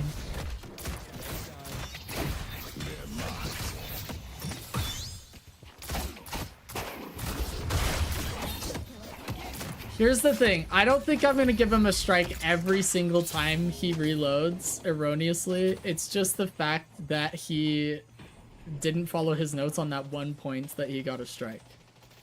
But I think he got strike 2. We'll wait. I'll give him more time on the minimap and clock. But I'm pretty sure we already got strike 2.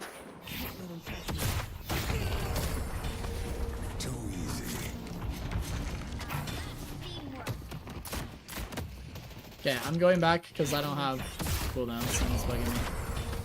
Too easy.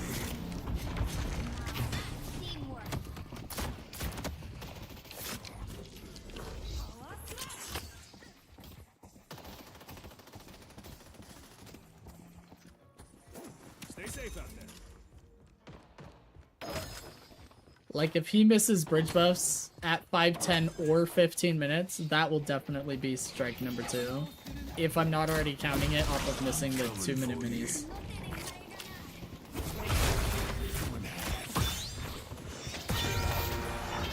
This Apollo is so mega aggressive. I totally do. I know. I can tell. If you clear a camp without peeking around a corner and taking no damage, that'll be strike number 3.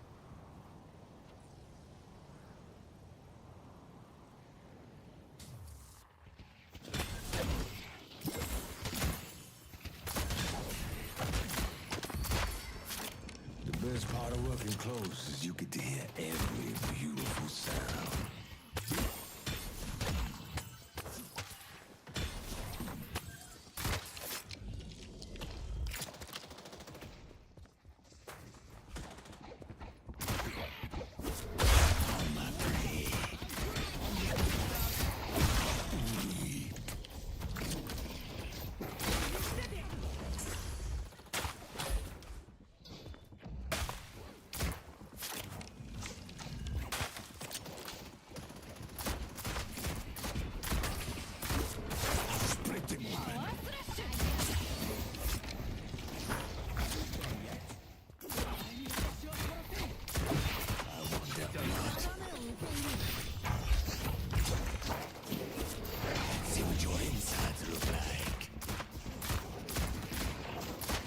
We need to kill the heal minion and kill our Ivy.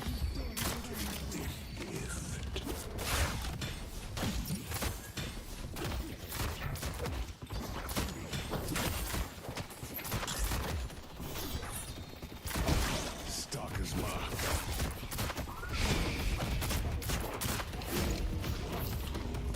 Oh, why didn't we light melee?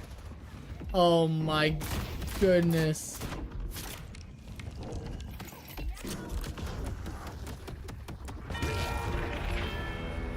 Alright, I mean, what? Okay, I mean, we're just moving on from that. You came to the right place.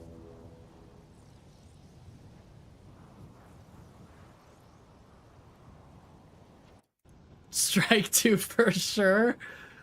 I mean, technically, I didn't write in his notes, don't aimlessly die like an absolute bot to the tower by routing incorrectly, so I guess it's not a strike. But did we get the bridge buffs? No, that was strike 2. No 5-minute bridge buff.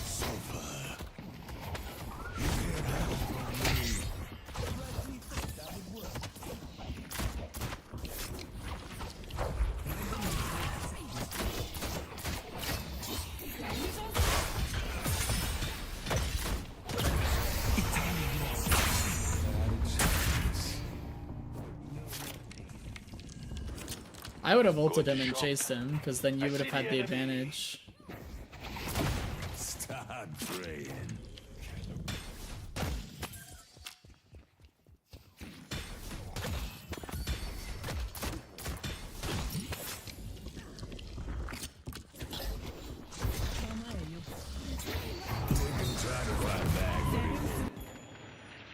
Okay.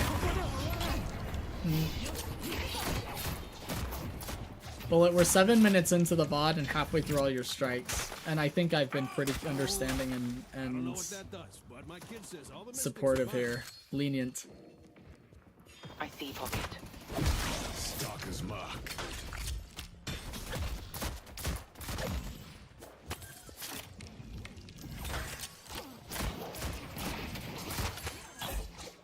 I'm on my way. Take your drugs.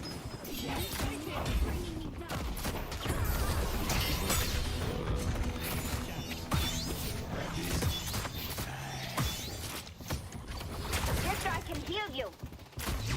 Coach, you gotta do this: 1 negative comment, 2 positive comments.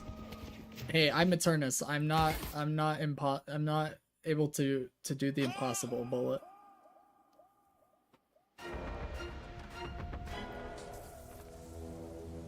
I'm not a magician, I'm just a coach.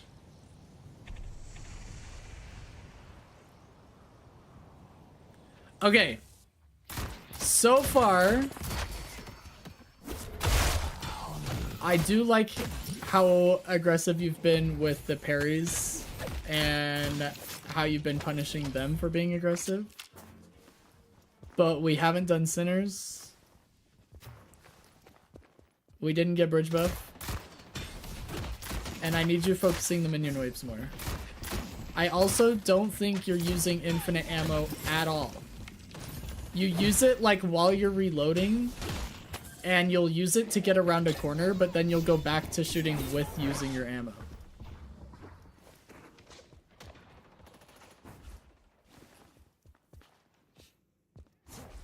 I do like how you're using Rens like while dashing to try and get movement with it.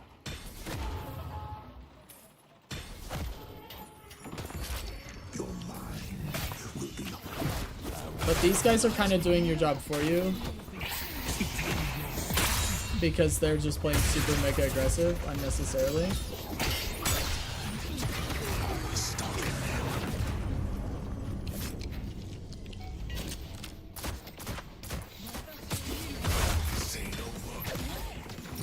You're dead.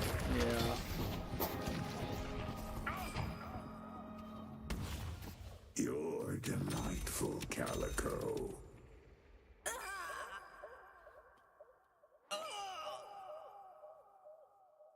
This is even easier than We're I dead expected. for the 10-minute bridge buff, so I'll let that slide.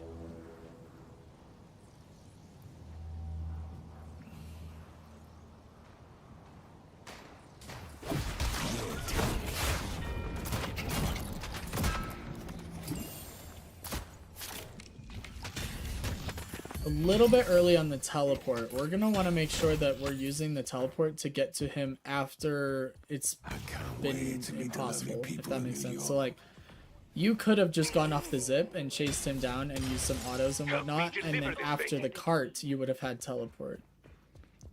So you don't want to just teleport instantly to close distance. You want to teleport after they've used peel to make it like impossible, if that makes sense. Like, you would use your Stalker's Mark to teleport after Pocket uses his cloak, not to get closer to him faster and then he just floats away from you. First bridge buff was second strike. We're at 2 strikes. First one was like first wave. I saw him reload with like 8 bullets left and there was a minion there. Second strike was the first bridge buff. And minis. I'm kind of combining the two.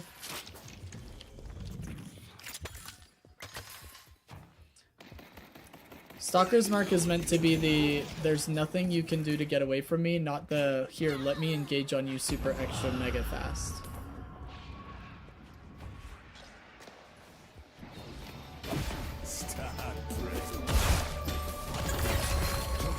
Dang, nice work from you guys. That parry was massive.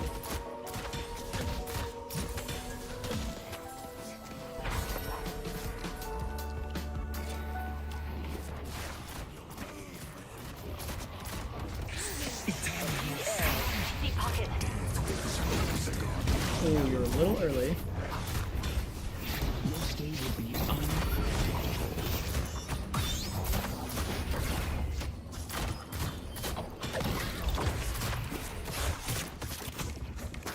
Imagine if we had used any infinite ammo on this go. Imagine how much deader he would be if we had any extra bullets from infinite ammo. Does that block it? Does what block it? Does what block what? I don't even understand what you're talking about here.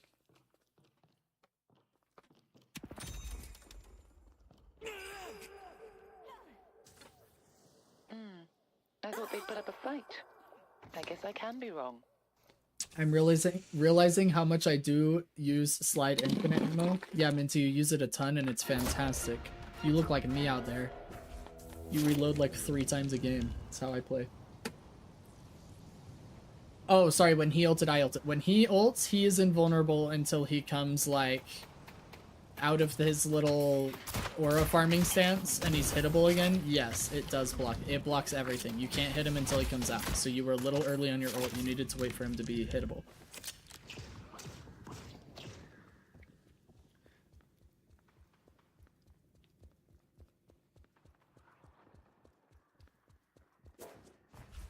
Yeah, now you know.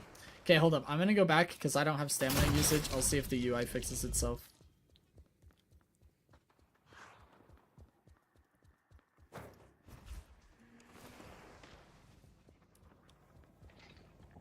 Aura farming stamps? Yeah, I think I got that from Tim the Tatman or something.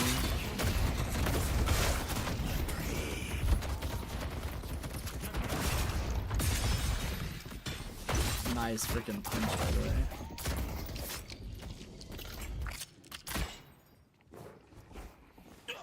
Nice parry, I mean. I don't know what I said, but that's what I mean. Take you.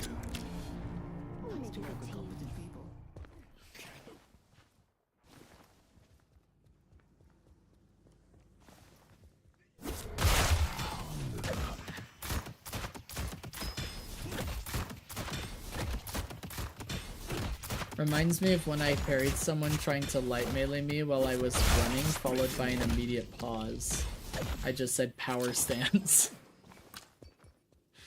Oh man. There have been times when I parried somebody and somebody on the enemy team paused right then and they instantly started typing like, listen, we can talk about this. And my brother was already charging the heavy melee because he saw that I parried them. And I was like, bro, it's way too late for that. Like, we're already charging heavy melees here. It's over for you. Alright. Strike 3 is that we didn't get any of the bridge buffs. Okay? Strike 2 was we missed the 5 minute. The 10-minute we were dead for. Now you use ambush. Yep. But 15-minute bridge buff, we decided to reset instead. That's strike 3. You have one more strike bullet. And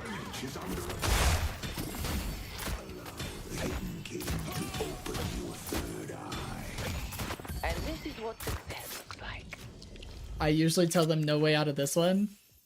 That happened to me yesterday. I was like 1 HP and Graves' skulls were killing me, and there was a pause that happened, and I was like, Graves, do you accept bribes? And he was like, it's a little too late. There's nothing I can do about it. And then as soon as the pause ended, the skull hit me and I died because I was literally like 12 HP. Cannot blame me, I need that extra health. Au contraire. Au contraire.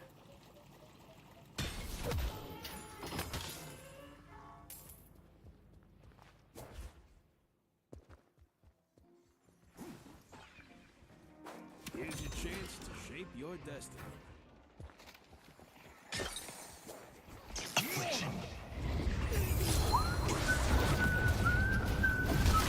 It's sounding pretty funny to draw a little otter in a bunch of Deadlock outfits. I'm glad you're looking forward to it. So I'll tell you what, I am not looking forward to having to do it any other way. Generative AI is mega super annoying to deal with most of the time, so... Especially for it to look consistent across like all 3 of the PNGs. Jeez.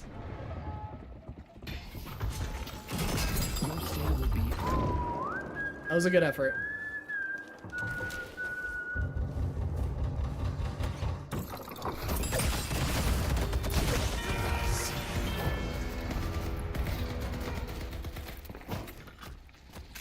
If I were you, I think I would have just heavy melee'd the sinners from around the corner and broken it.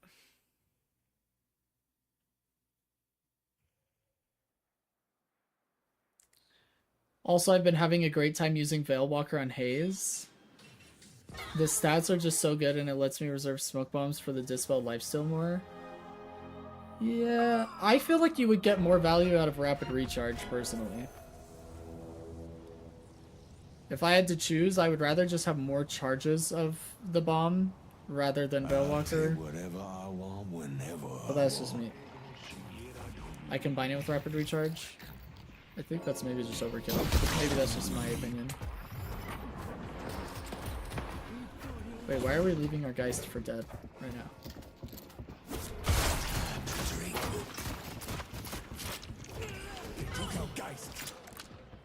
I mean, there's more than one way to skin a cat. I don't really care about builds, it's just my opinion. I think that'd be overkill. I'd rather spend the 3200 on something else.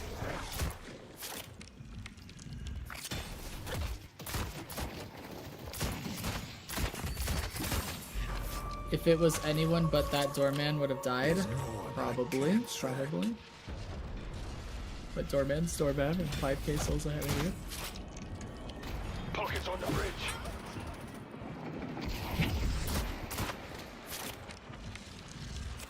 You might avoid a 4th strike if you don't clear any camps erroneously. Or do any really bad mid-bosses. Or miss any really good mid-boss opportunities. Nice job avoiding the Afflict though. Nice kill.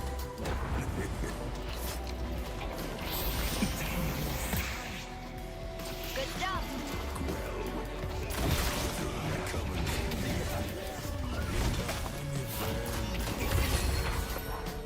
Well played.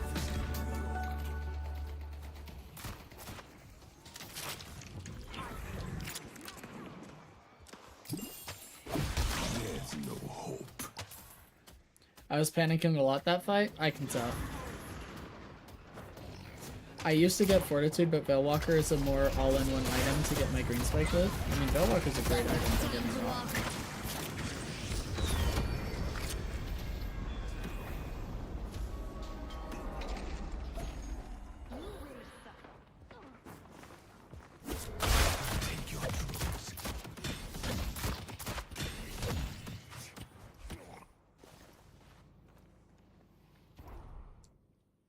That camp doesn't really have a corner you can farm it from around that's reasonable, so I'm gonna give it to you. Oh boy. Nice.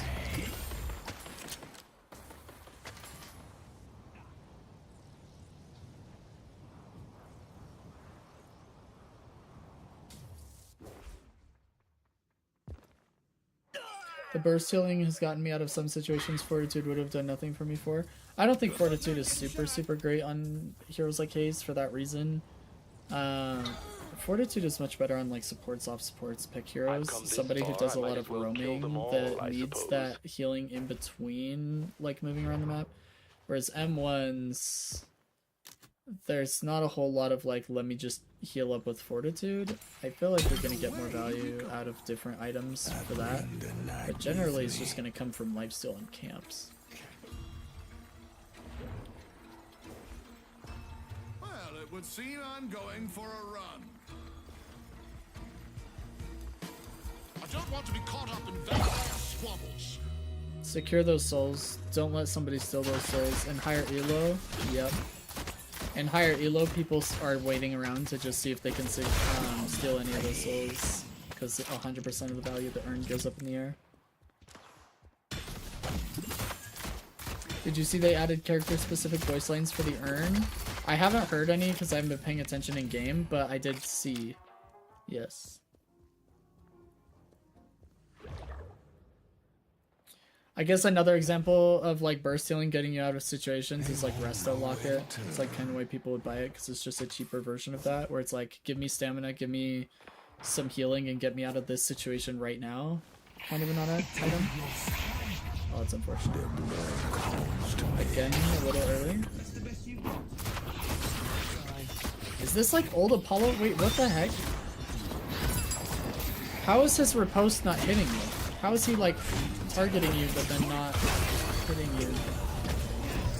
The darkness creeps ever closer. Is that even a thing? Can Apollo riposte like miss? I thought you had to target somebody.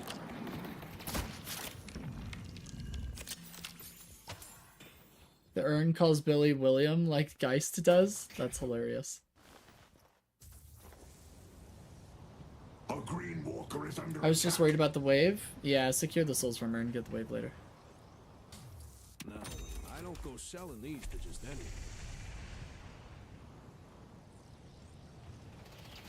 The urn tells Vindicta to wear shoes. That's awesome. Kelvin is here.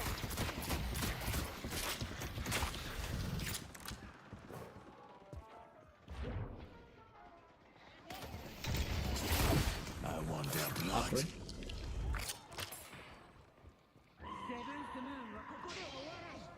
York is under attack.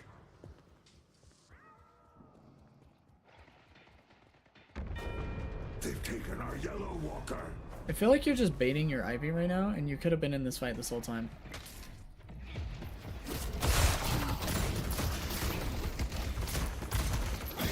Headed this way. Shadows call and I answer.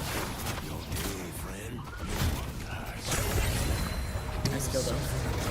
Good ult.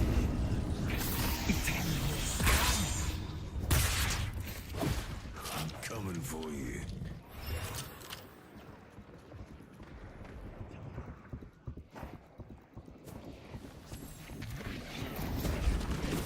Your stay will be unforgettable. Oh, it's tragic. Will be mine. Did you just run from your own Mina ult?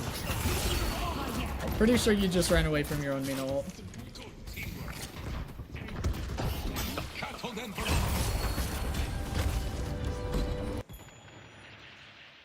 Bullet, what are the comms looking like right now? Be honest. What are the comms looking like right now? Be honest. What were you thinking in this moment? Tell me. A lot of screaming.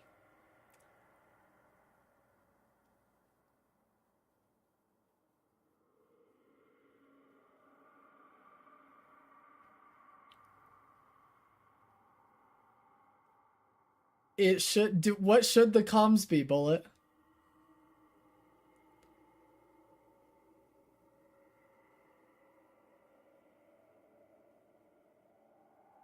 Oh, yeah. Mid. Do you know what strike this is, Bullet? Bullet, do you know what strike? I believe we go mid. Yeah. Yeah, Bullet.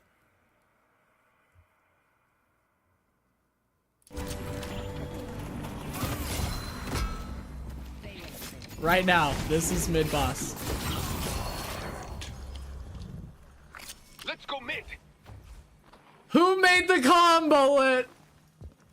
Who made it, Bullet?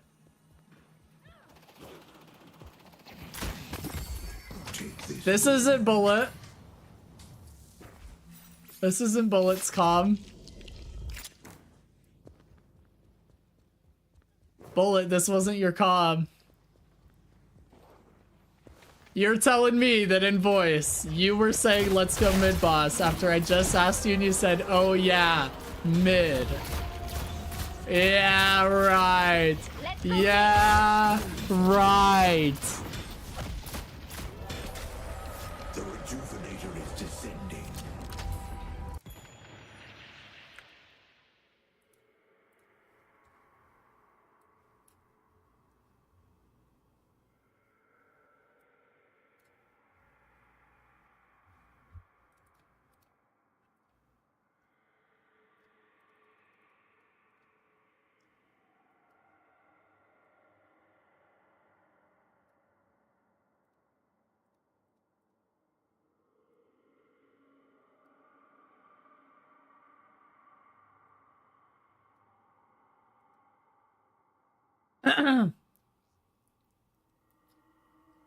Somebody help me out, I'm illiterate.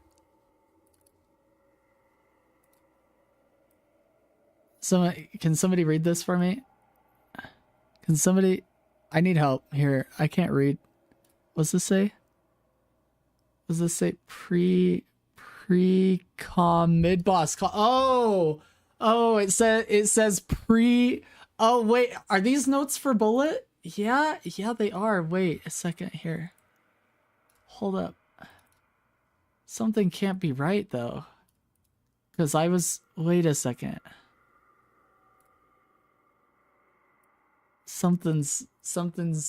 Yeah, I don't know.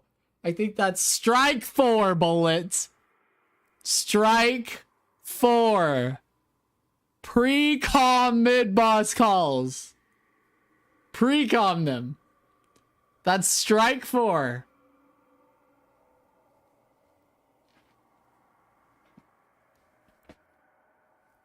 Cannot blame me for when it doesn't pick up in replay like it does when you press mid.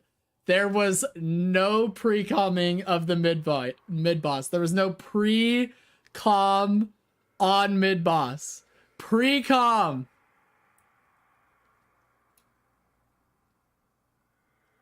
When was it commed?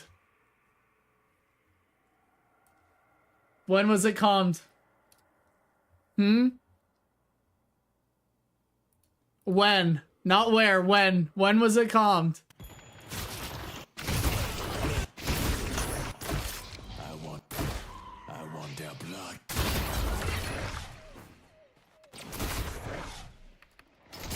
Okay, let's see here.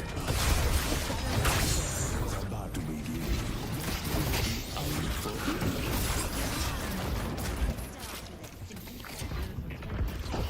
Cattle then for long.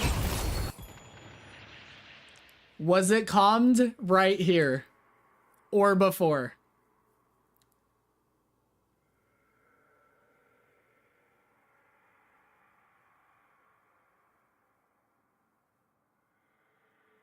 Mid-boss by you. Did you pre-com mid-boss right here after we kill Venator or Doorman we go mid?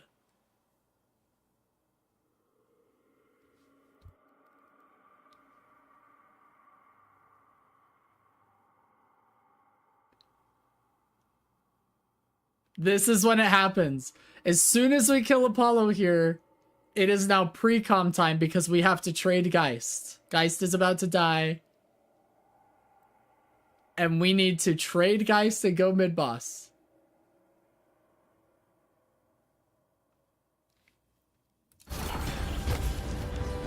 I asked you right here. Well, okay, guys never dying is not the point. It's the fact that we think she's gonna die and we have to trade her. Ace Attorney minigame. I asked you on this staircase what the comm should be, and your response was, oh. Not, hey, Coach Blayton, I was telling my team right now, pre-comming, like it says in my notes, second degree comm. I need premeditated first degree pre-comms. Nope, that's strike 4. Strike 4. Wrap it up. Wrap it up. Wrap it up. Copium to the max. He's guilty. Completely guilty. Unbelievable.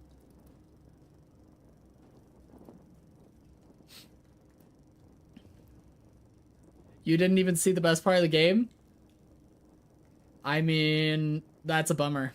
You'll have to send me another one with actual improvements talked about in said notes. Okay. This all needs to remain the same, basically.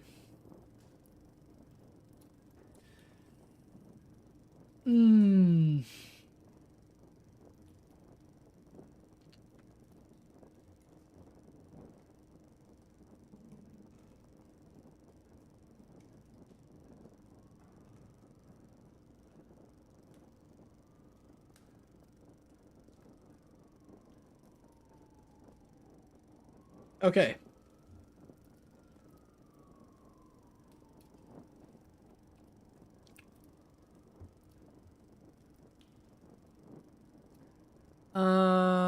Da, da, da, da, da, da.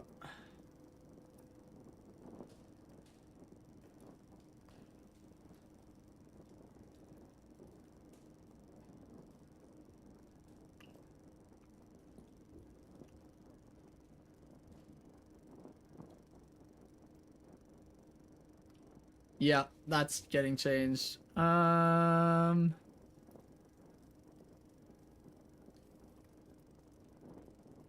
Okay, so Drifter benefits from early game ganks, trying to get stacks, or from securing the kills. I want to see at least one free 5-minute gank. Oops.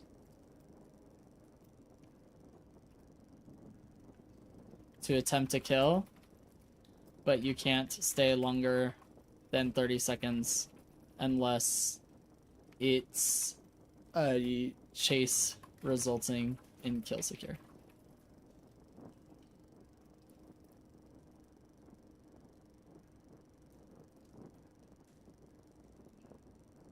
I still want this to be a thing, even though I never saw you clear camp, which is probably a problem, to be honest, but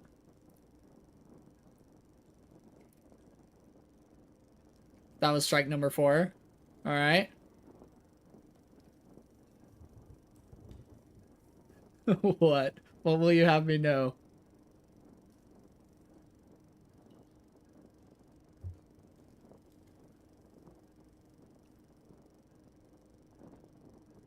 I did take that into consideration, just didn't want to. Okay, okay.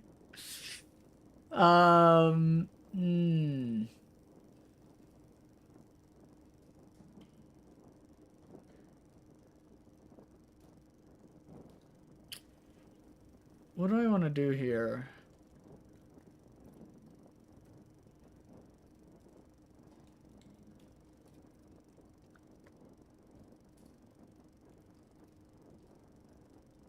Oh no, how do I select this whole thing? I need to move all of it. This is just too high tech. What is this? Shapes? Freehand? Well, I thought about doing that before. I need to select this area. Maybe I can just drag over all of it and it'll move. Yeah, okay, good. I was hoping that would work. Wasn't 100% sure. Okay.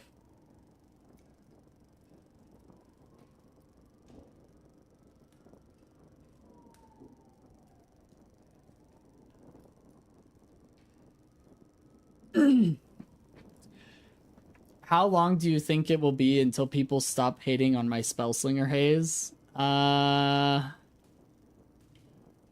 Till you get to an elo where people don't care as much. Shelly, I totally missed your hydrate, by the way, and you're completely right. Let me grab some water. Ugh.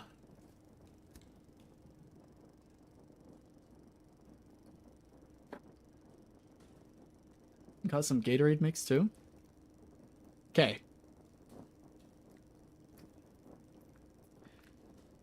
Not face tanking damage is for lame people.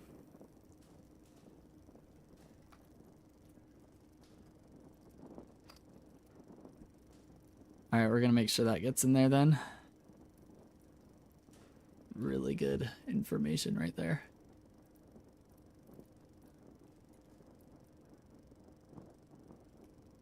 Okay.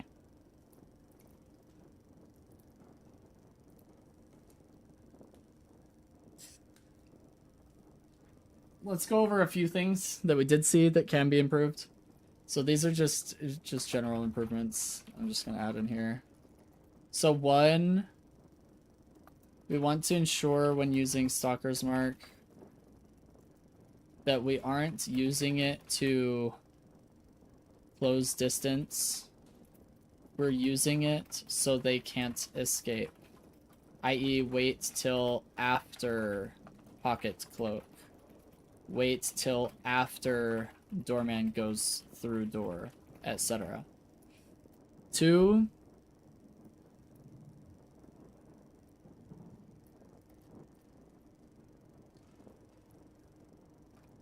I want you to be playing aggressive when you have rend and more passive when you don't. We need to... This is more for the early game, by the way. We need to make sure we're capitalizing on our abilities when we're building the way we are and not just endlessly fighting, or let's say fighting meaninglessly. Third thing, Ultimate is a great equalizer for the spirit damage procs. It gives you, gives you on autos. Use this in lane to get an advantage on overextended enemies. Makes it hard for them to get back to their side of the map safely, and allows you to get a lot of trade damage.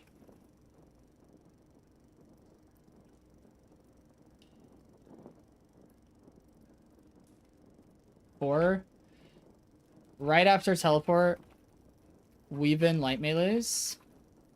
Not every time. Just a couple times, so they start to expect it. Then you can rend after teleport while they parry nothing, and then smack them to next week while parry is on cooldown. Add this to your playbook and think of more plays you can make, since your build is heavy around you using these abilities in different combinations. You're now playing Mortal Kombat, not Deadlock. Okay? If you're gonna build this way, you have to play around different combos and utilize them properly, like this. Oh, I guess I already have that color. Gotta make sure it's nice and even, you know? Okay, I'm rushing Magic Carpet next match. I submit. I swear on that. Unbelievable. Okay. Man, I was hoping to learn from that match, but all I got was mass bullying. Absolutely. Like if you want to hate my instant 6 Spellslinger stacks with Heroic Aura and Slowing Hex, be my guest. If I don't melt you in the 0.87 seconds of wake up delay from my dagger by Team Will, I like it. I like the play. Okay, so these are your general improvements, Bullet, from the gameplay that we did see. But also, we have to implement all of this. Otherwise, the improvement is just not going to be there. Okay, we need to be sliding 4 infinite ammo, 2 clear waves. Can't be reloading all the time. No panic reloads. This isn't Call of Duty.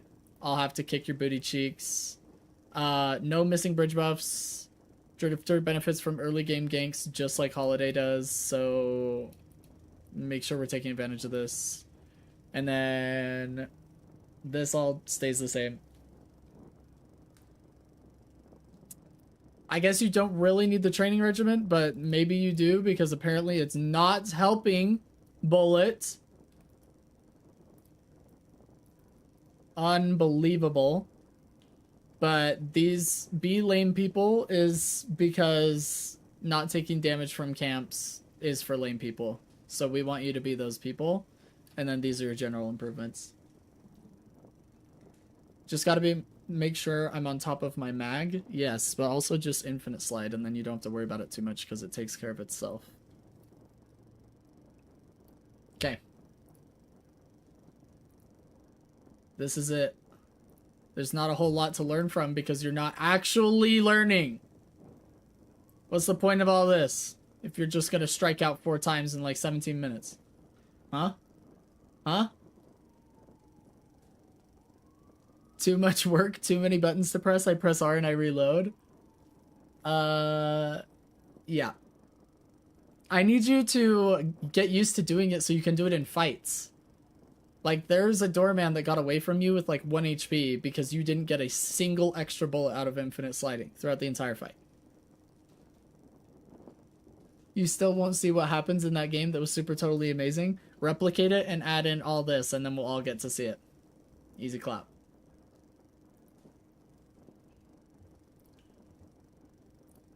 Let me send you your updated notes, you scrub. You absolute troll.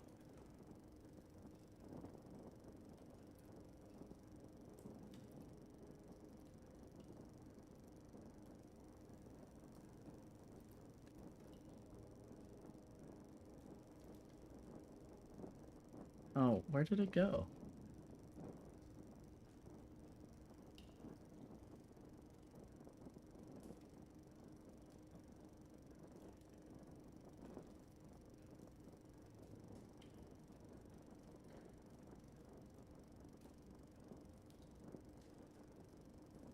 I don't think it exported properly. Hold up. I have to try this again.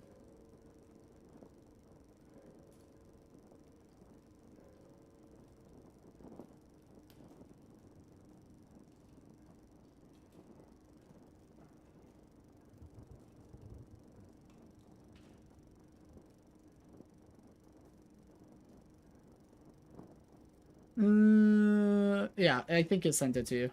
We should be good. Oh, I gotta pay out the prediction. You're right. Thank you.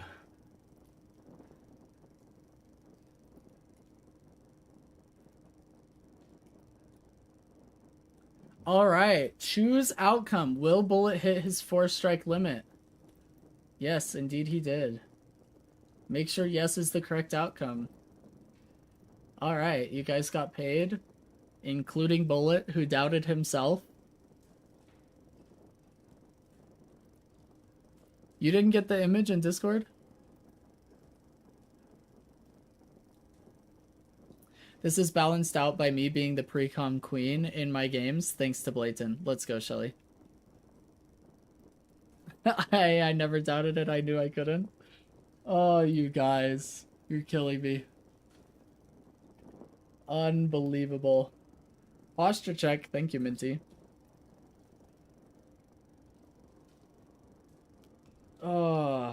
Eventually I'm going to set up a point system. Well, what I had originally was that I was going to set up a point system so you guys could redeem points to change the outfit on Coach Blayton. Right? So, like, instead of a posture check, it would be like, I want to see Viscous Blayton, or I want to see Bebop Blayton, or I want to see Celeste Blayton, or whatever. You know what I mean? But, like, I'd have to set up all those different outfits, and I literally do not have the patience to deal with generative AI. So if Minty's going to help me, we'll be able to easily set that up. You expect greatness? Well, I give you 4 strikes. I mean, Bullet did excel in the strikes, for sure. Chat, turn him green. Oh, man. Alright. Viscous Blayton? Exactly. You guys want to see? So this is the image I had. Let me see if I can find it actually for you. This is like how it started. Oh, wait, hold up. I have to find the conversation.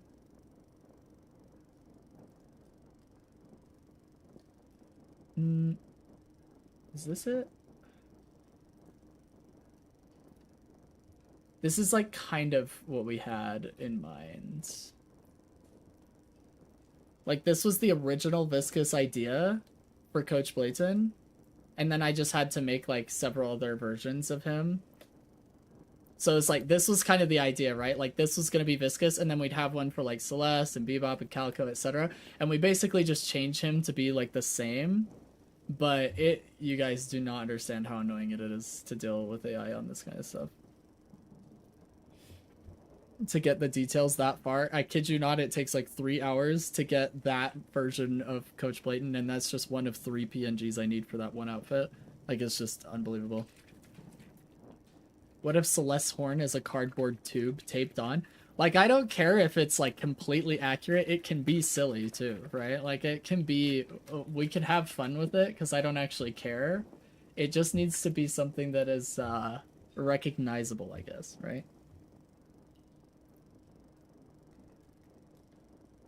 I forgot Slime Man doesn't have clothes. Yeah, he's just a blob with like little bones inside of him. Metal or rods, I guess.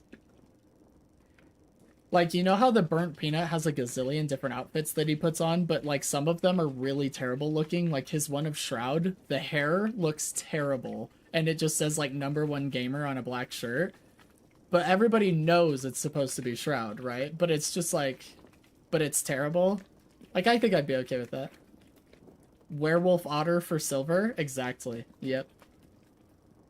Kelvin 2.0. Kevin 2.0. Oh, yep. Exactly.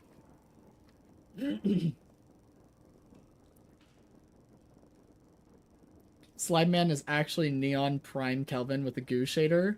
I mean, I'm gonna do a chat AI to give me a build. Unbelievable, Bullet. You gotta get a higher pitch filter with the Viscous cosplay. So I thought about that as well. Or like getting like a robot filter for when I'm Bebop. But I actually think it would get annoying. So I don't think I could do it. I thought about it though. Blayton should be timed out. Bullet, you're walking a pretty dangerous path there. Alright? Okay. Crab Shack, you're the last VOD review I have today, because Samurai's not on. Are you down for a review?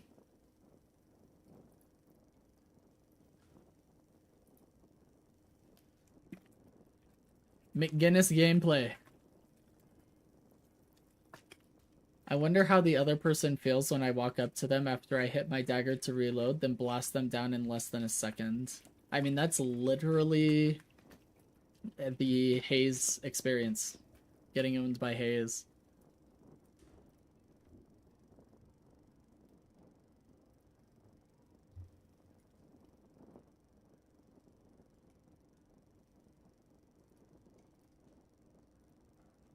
We're Archon now. Let's go.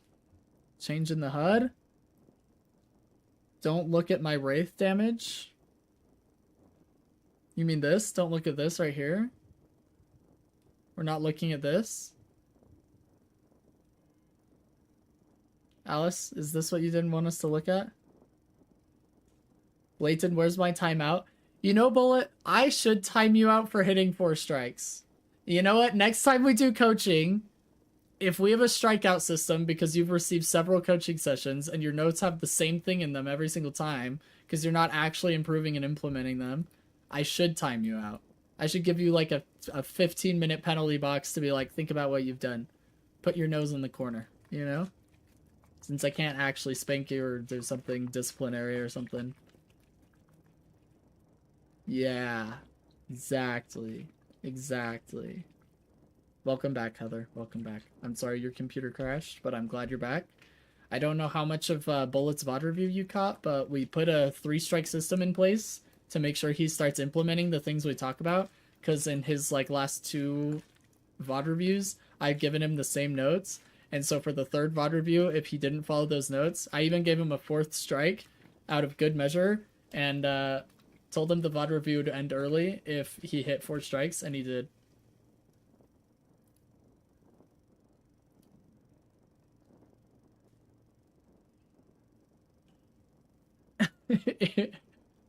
It was 2. Not all my VODs get it right.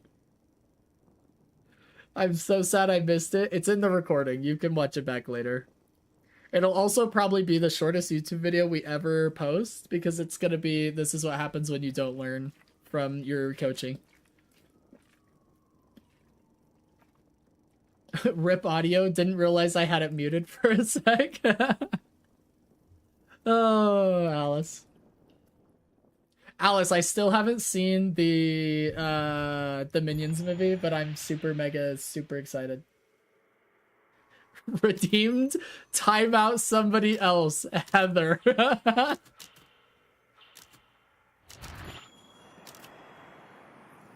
Oh, unbelievable. Okay. Hold up.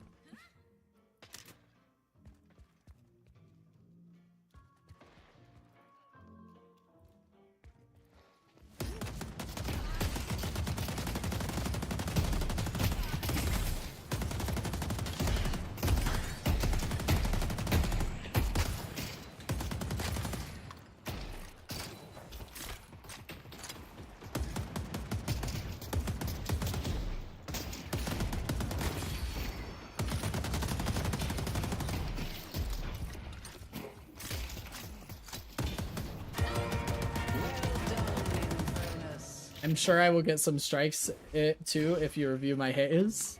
I mean, thanks for being here, Shelly. Thanks for participating. Have a good night.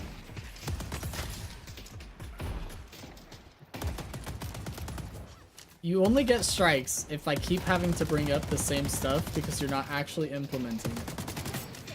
That's the only time. Like Bullet.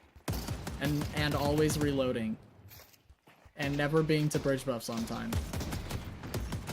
Crab Shack, I should have looked at your notes before we got in here. Let me pull them up while we're doing this.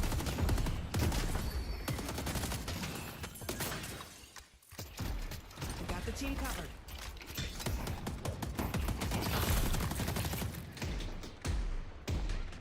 This is only Crab Shack's 2nd VOD ever. So let me take a look at the notes here.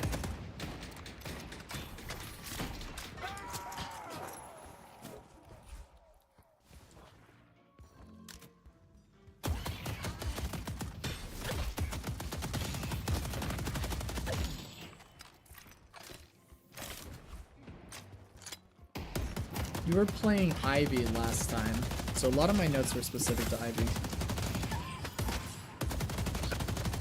This is my 3rd VOD, 2nd McGinnis VOD. You're right, I meant to say you've only had 2 VOD reviews prior to this. Bullet's had like 3 or 4. Freaking troll.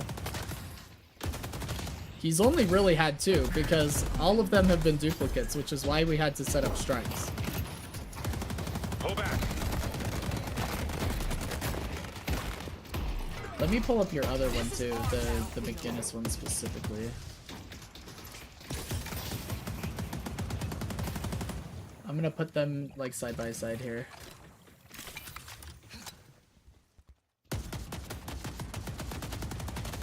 on my other monitor.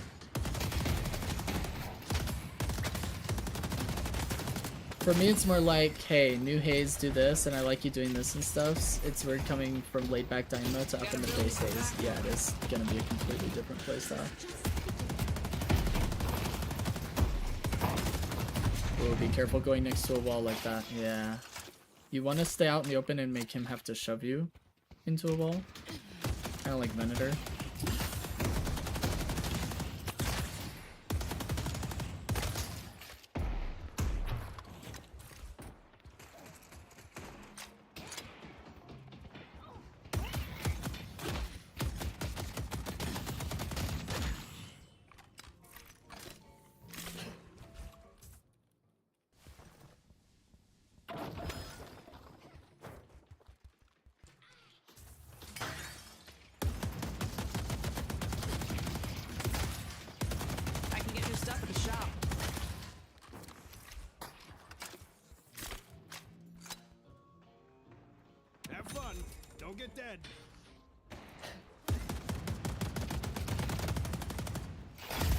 I really like how aggressive you're playing. That's definitely something that we wanted to work on the last time we talked about McGinnis. And being like a lane bully and setting tempo, and I really like that you're doing that. This is good so far. But if you don't go to bridge buffs in like 5 seconds, I'm gonna eat you alive. Putting down a turret.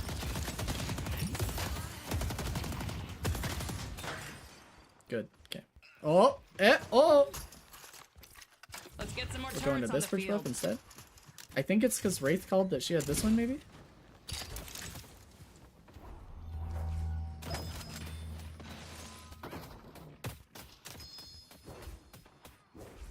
Okay. Good communication. That's your job as blue lane, is to cover the lane that cannot get bridge buff, so that's good. Oh, Wraith is Alice, so that makes sense.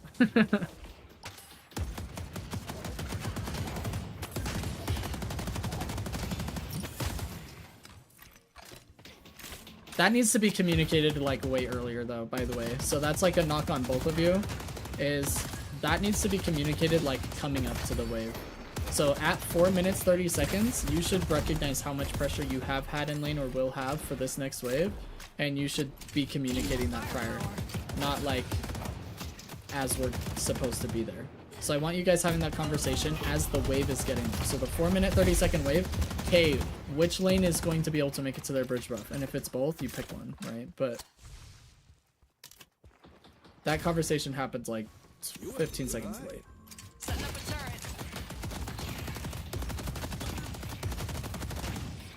My personal opinion, don't use your mini turret on mini camps, because they die fast enough that it doesn't actually matter, and now your turret's just going to get no value until it disappears. Especially if you buy monster rounds. Oh, I would rather you just throw this turret into wave randomly, let it help start clearing this wave while you're doing minis, and you just kill the minis by yourself. But they die to like 2 heavy melees anyway, so wasting an ability on it is just not the best. Nice. Starting bombardment. It's over. Oh no, the bridge! If you cancel ults because you realize that there's no kill potential on Abrams from you and parry the Kelvin, that would have been really sick. But that was really close. The bridge getting in the way is actually so tragic. But Bullet is so salty from the strikes, bro. I would never go in here against Abrams. This is suicide. You'd probably die.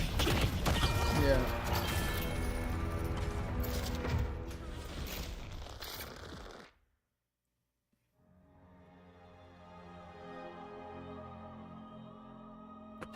Bullet, I'm only implementing the strikes on you because I know you can do better. And the only way I can make you do better and make you listen to your notes and actually implement them is if you know that your VOD may not even get fully reviewed because you didn't listen to your notes.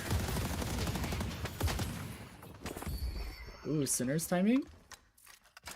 Heck yeah. Turret's online. Sets up a turret for defense.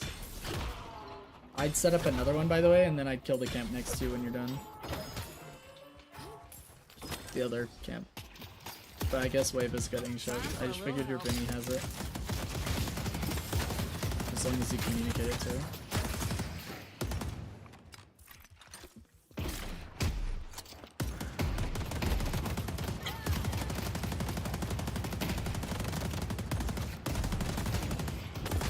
I guess what I'm getting at is like one turret on the sinners if you're protecting yourself against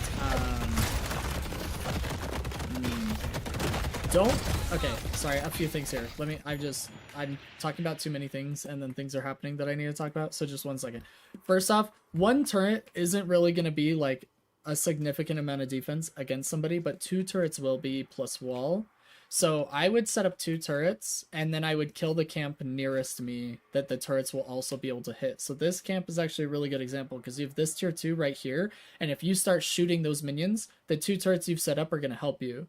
So you're going to clear the camp faster, and if you get contested on the centers, you'll already have 2 turrets set up. So that's the first thing that I would change. The second thing is, after Abrams shoves you into a wall, don't burn parry, ever. He's already going to get the damage he wants off of the shove. You're in a high enough elo that if he makes that mistake, it is not your job to try and punish that mistake. It's your job to outplay what happens next. So after the first punch, don't parry. You just want to try and get away and parry him if he's trying to chase you with another heavy melee. So like as you dash away, if you hear a heavy melee, then you parry him. But don't parry on the wall. Then you'll just set yourself up for like way, way too much free damage. You're mega dead here, huh? Does that make sense? No one stands between me and my destiny. Good, good.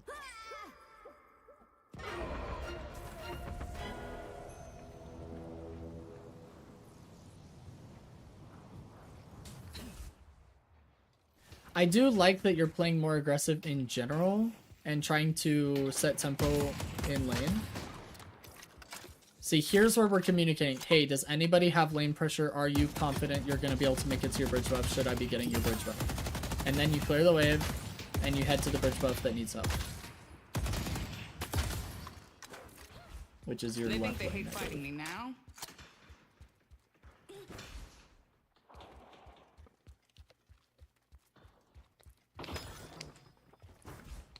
Uh-oh. Uh-oh. Uh-oh. Unbelievable. And it's a caster buff. Oh, the pain. The Archmother offers many gifts. Oh. Their 8.2k souls Mina now has a caster buff instead of our McGinnis. Strike 1, Crab Shack. Heather, that's like strike 78 for you, by the way, on Bridge Buffs Don't Win Games.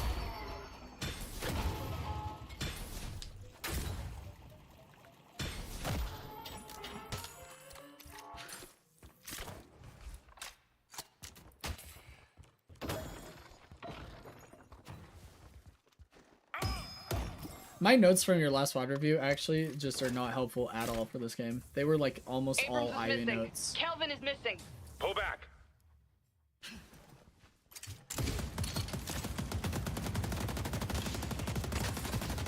I mean, you did want to learn Ivy. That was like literally part of the reason you asked for it, but still, it's like, I'm looking at him and I'm like, there's nothing I can pull from here. I literally can only refer to your first game with McGinnis.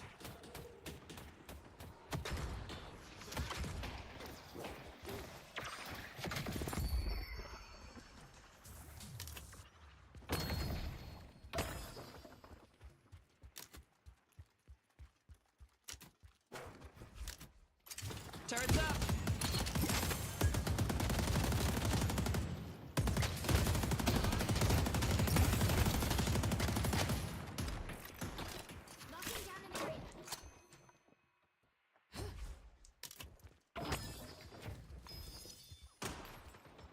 Thank you.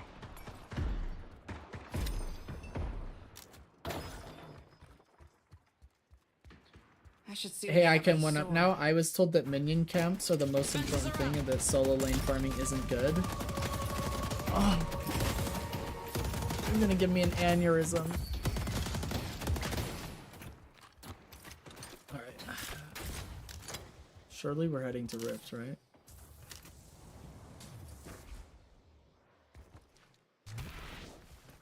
I see, Kelvin. Is the enemy team not contesting the urn? Or Rift, I mean? Putting in the turret. I see Venator.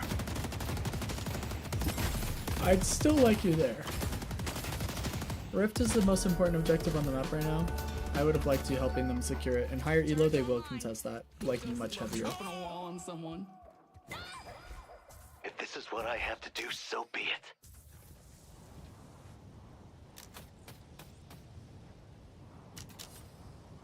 Heather, these are the kinds of people you need to mute. Hope you win whatever fight you're about to start.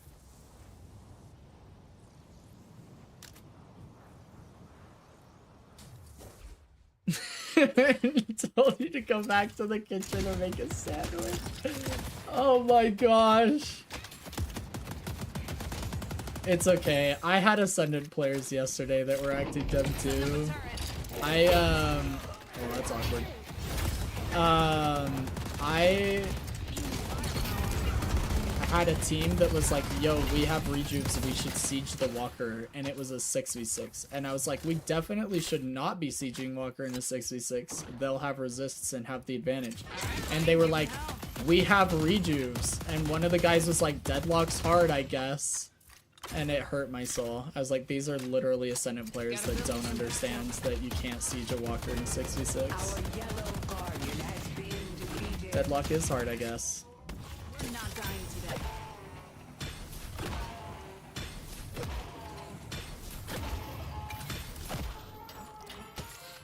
I'm here to stop Abrams from shoving, and I hear that it's not contested. Yeah, that's good. I mean, I'm glad that it, like, your team's communicating that it's not being contested, but they did get jumped after. Like, they contested after the fact, which means it was very close to being contested, even though it didn't appear that way.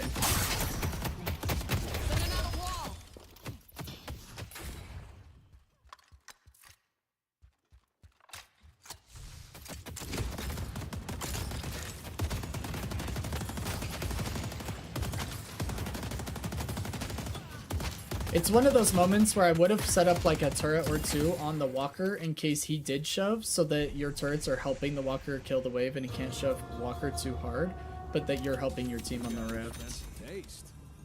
If he stays blue, it's a misplay. I don't think you keeping him there is worth it, I guess is what I'm saying. Like, I still want you on team fight objectives.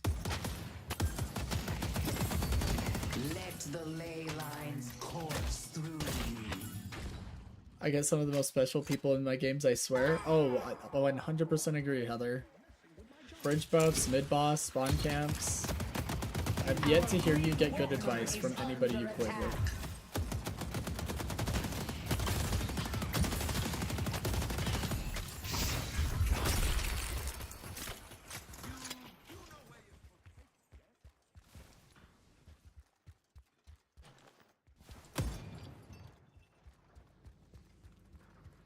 Turret's up.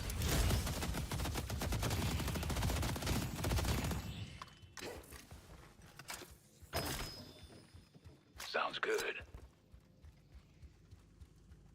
Gotta stock up on those medical supplies. Defenses are up. Yeah, like here I'm okay with the turret helping you on tier 2 camps. Or tier 3 camps. But on the tier 1 camps, I think you're just wasting a charge, to be honest. I also would farm tier 3 camps if you can. Like, if there's a tier 3 camp up, McGinnis is so good at farming tier 3 camps, especially after Heroic Aura.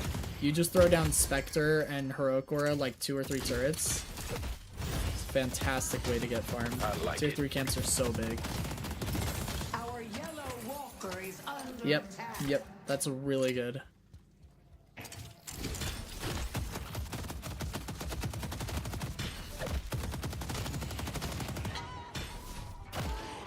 So here, I would actually pre-wall. This is something that high-rated players will do, is you pre-wall this so that they have to punch through the wall or go all the way around, and it gives you more time to actually finish the sinners instead of like trying to wait for somebody to come in here before you wall them. It's something I'd only do on enemy sinners, really. Like, not on your own. I mean, you can, depending on the situation, like the state of the game and the minimap, but in general, if you're on an enemy sinners, I would protect yourself. Putting down a turret. Because that's a high-risk play, right? Like, you're not only on their side of the map, but you're making a lot of noise. You're stealing a high-value camp that they're going to want to contest, and you're damaging yourself in the process. So when you're doing that, I definitely want you protecting yourself. Even if it feels like you're wasting abilities, you're not, I promise.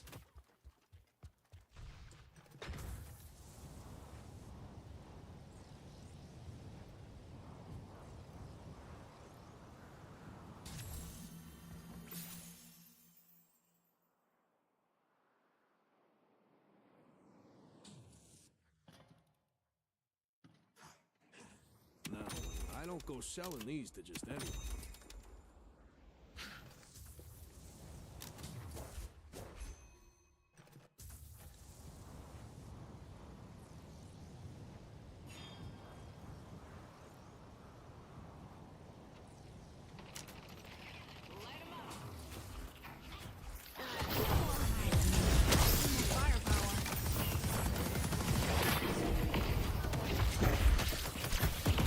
That's so annoying. I hate it when Guardians do that.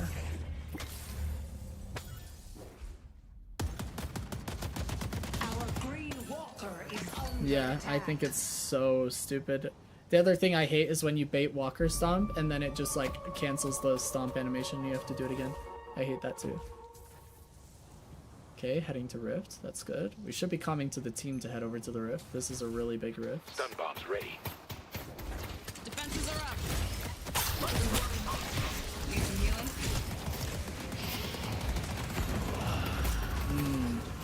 You're grouping your turrets too much in areas to where they are not going to give you full value. Let me give you an example really quick.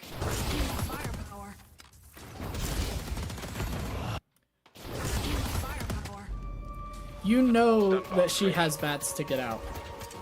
So the chances of her actually staying in this area, okay? So the chances of her actually staying right here and getting hit by all these turrets you set up right here are very, very low. But the wall was good, but throw your turret out here, then you have all this line of sight. Okay, so this third turret, this turret, needs to be out here. Even if she goes over this wall and comes out here, you need a turret like out here to see all that. Make sense?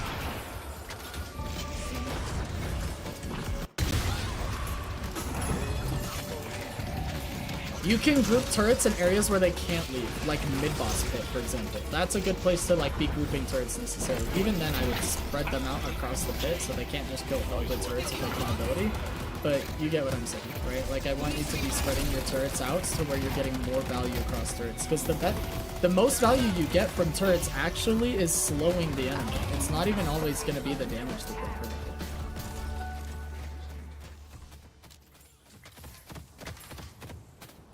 Needs help. And I guess the other thing is like, since wall creates turrets, let those turrets be the ones that are grouped to where you wanted them, and then use these ones to place strategically. Does that make sense? Does that help maybe a little bit on like how I need to be placing turrets? These ones are mega strategic, as much area as possible, and then this is like area denial. If they stay here, they're gonna get eaten alive by these turrets. Don't group these with these. Then you might as well just have one ability instead of two. You're hurting yourself that way.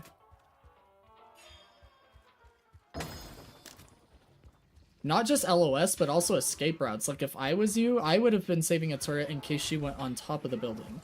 So I would have been throwing a turret up on top of the roof in case she was going that way. So I could continue slowing her down as she tries to run across the roofs. You know what I mean?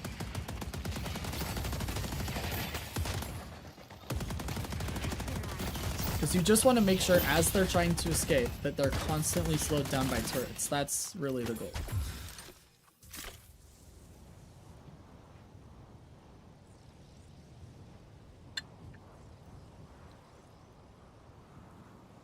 Now, this isn't flashing to someone itself.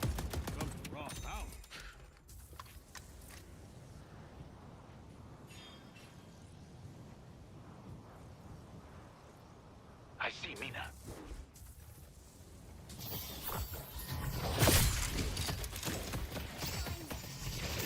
All right, buddy, give him hell.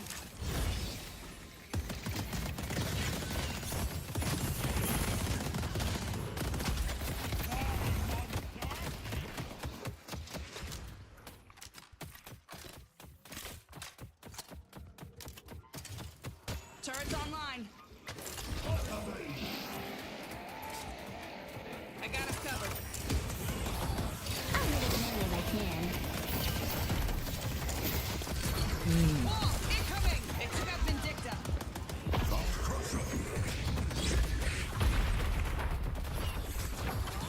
Turret's up. Our Green Walker is under attack.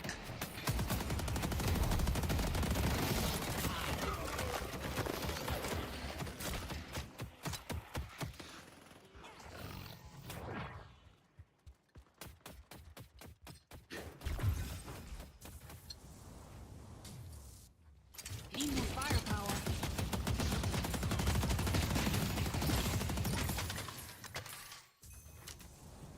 I wouldn't share farm with your Wraith here.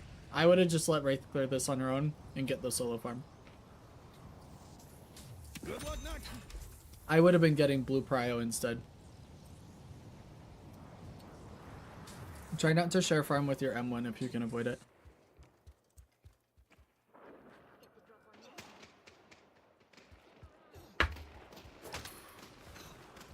Time for a little help.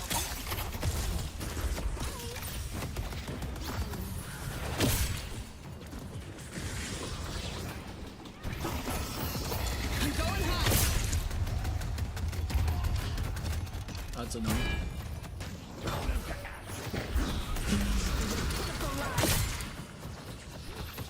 Nice turret there. That was good. Not saying. Oh, so sad you couldn't walk off the rope, but nice try.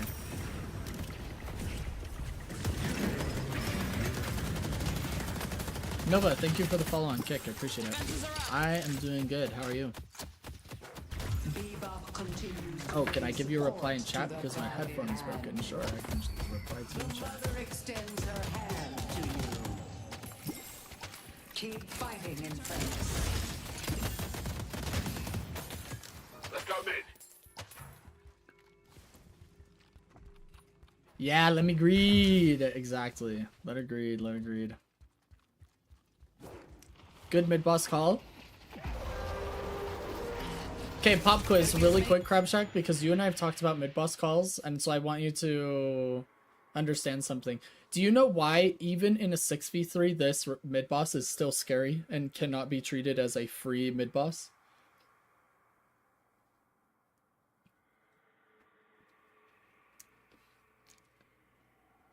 Yeah, all three.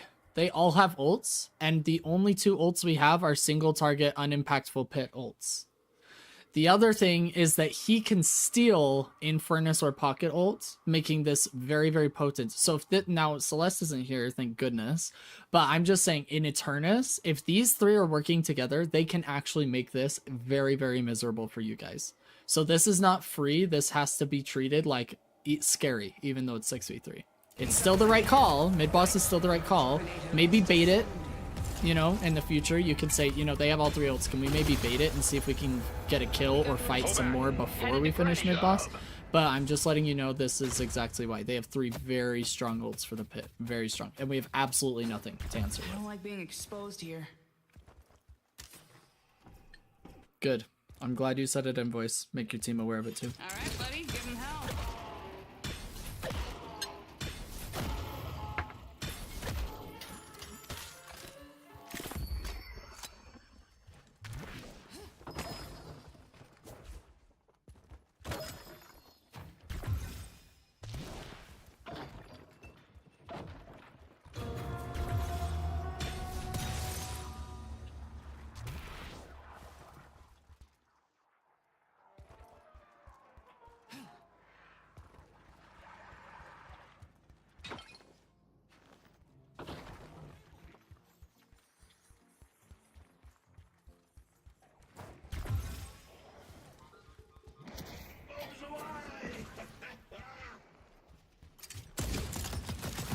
Crab Chalk saw something shiny. Saw a minion get uppercut and he's chasing it. Defenses are up. Take cover.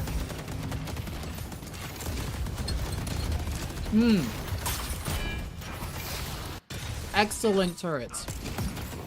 Defenses are up. Take cover. This is really good because he doesn't have great escapes, and then we throw another one out in the open. Excellent turrets there. I hope you get a kill. Maybe he gets out. Oh, what a hook. Hey. Need more firepower. We kind of go overzealous with this push. I mean, so far it looks okay because you guys aren't fighting them under the walker. If you're fighting them under the walker, it's really bad, but now it's bad. See, this is bad. But like playing off these bebop hooks and using your turrets to just make their lives miserable, that's not bad.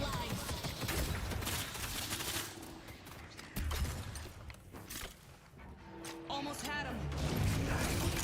Are you running? Got some turrets that want to say hi.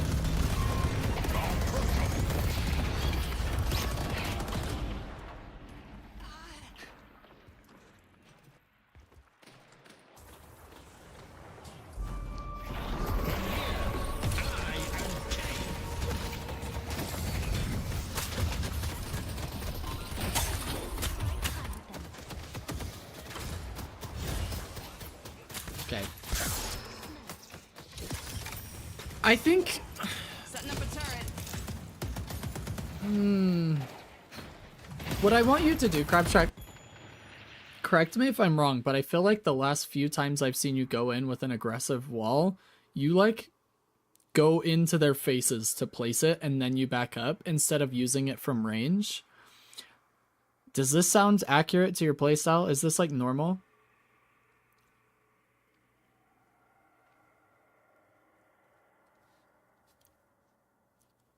Because I feel like your wall can go very, very far and you don't need to be putting yourself in these positions. Because if I'm the enemy team, I'm going to say, yo, McGinnis keeps diving randomly and then backing up. Can we punish that?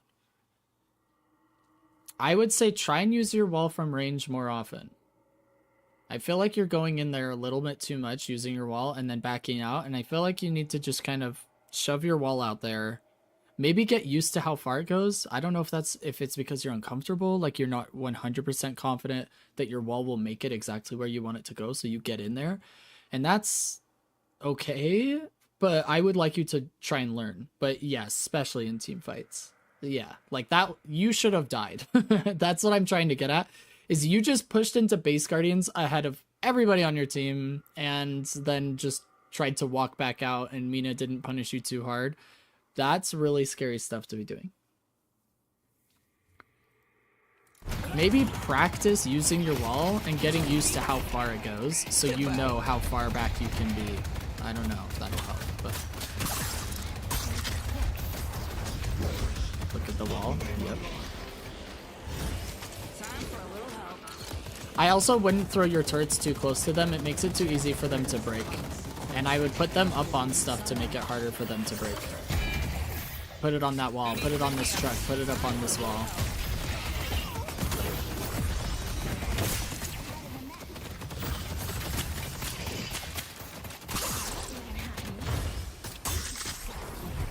I'm not saying it's a bad play. I'm saying it's bad if you do it over and over and over again every single time and can be punished. If you use it in duels, like 1v1s and whatnot, or you're using it for good positioning to make sure the wall gets there quicker, because sometimes you move faster than your wall, so getting in there and then using wall can be good. But if it's all you're doing, if it's the only play you have in your playbook for wall, that's bad. That's the difference I want to make for the clarification.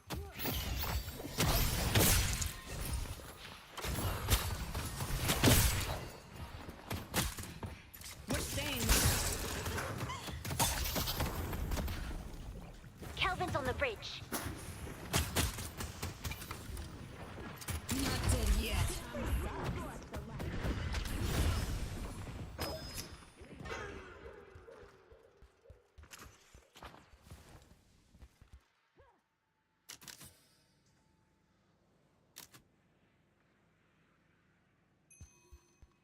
Juked. Aura farming. Absolutely necessary.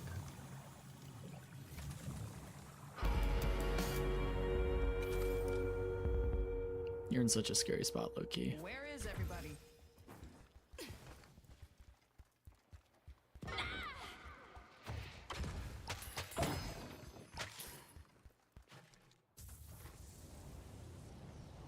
I actually don't know what to do in this position. I'm like scared to leave. You actually played it well. It was kind of wait for more information on the map before committing to like trying to escape.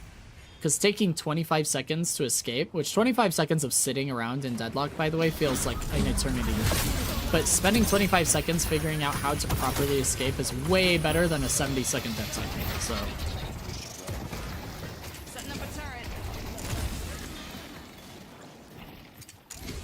I have to go back because I don't have like charge timers. It's bugging me. Setting up a turret. I'd throw your turrets faster. I'd throw another turret. Yeah. You're just like a second and a half late on turrets compared to what I'd be doing. In that situation, I'm just like spamming turrets.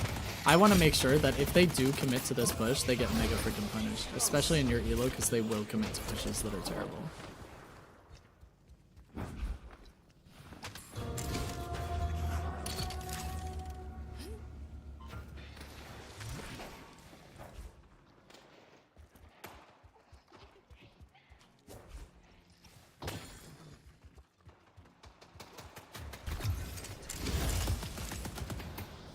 Okay, this was a big misplay. You need to make sure you're playing for the jump pad. So you need to not rely on your pocket here. You need to be the one that is making sure she gets hyperlined here.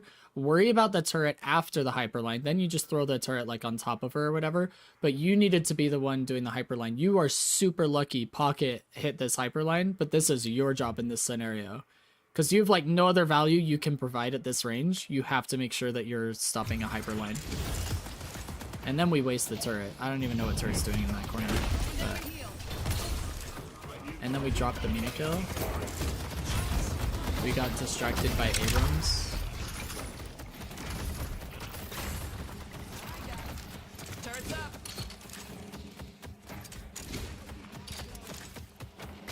Defenses are up.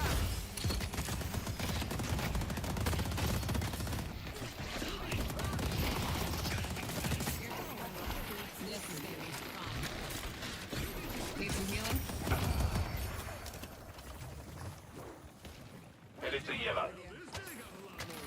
Souls are primed. Infernus, you are burning them to cinders. Okay.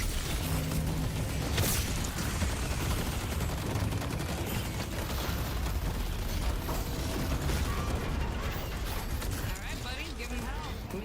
Do we not have Heroic Aura? Hold up. Okay, we used it. Alright.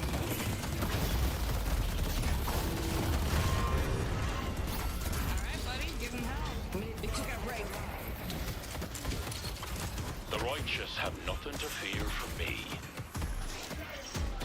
Get as many of these up as I can. Holding out a wall. There's the wall. For your pitiful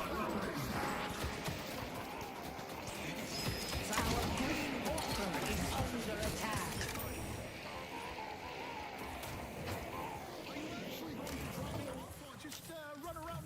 Keep up the good work, McGinnis. Not bad. Your Not bad. team needs you.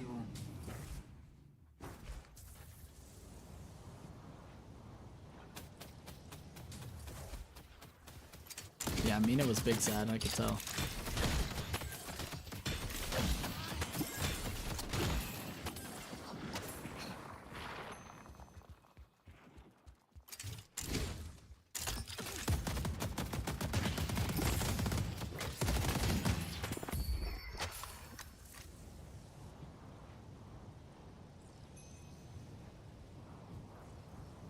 So far, Crabshack, this has been like a really solid game. I feel like there's just like a few things that we've talked about that could be changed. But honestly, I feel like there's not a lot that I can coach you on this VOD. I mean, maybe there will be more later, but so far the things we've talked about are the only optimizations I've really seen. This VOD hasn't really given me a whole lot of material that I feel like is going to help a ton outside of what we've already talked about. Because I feel like the game's been fairly passive. Like, it's been a really slow game. 33 minutes, and there's still a walker up. No base has been taken. There's been, like, one mid-boss.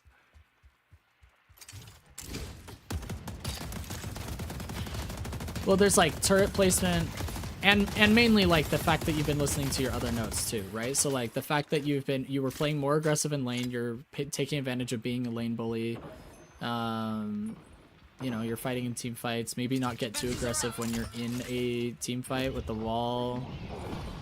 Putting down a turret. Like, little things like that are gonna help, but... Wall incoming. Nice wall. That was really big. But so far, I feel like it's just been really slow. It's also really weird to play McGinnis with, like, absolutely no frontline. So, you're kind of caught in a weird comp, too.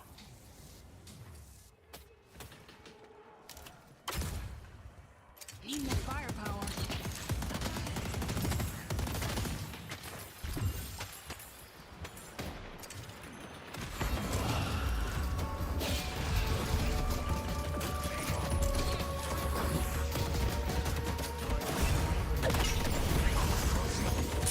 Oh, I saw that coming. That's unfortunate. I have my orders.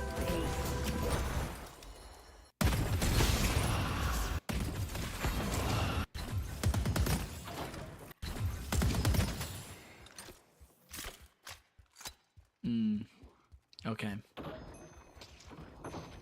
Defenses are up. Putting down a turret. Wall incoming. Okay. Need more firepower.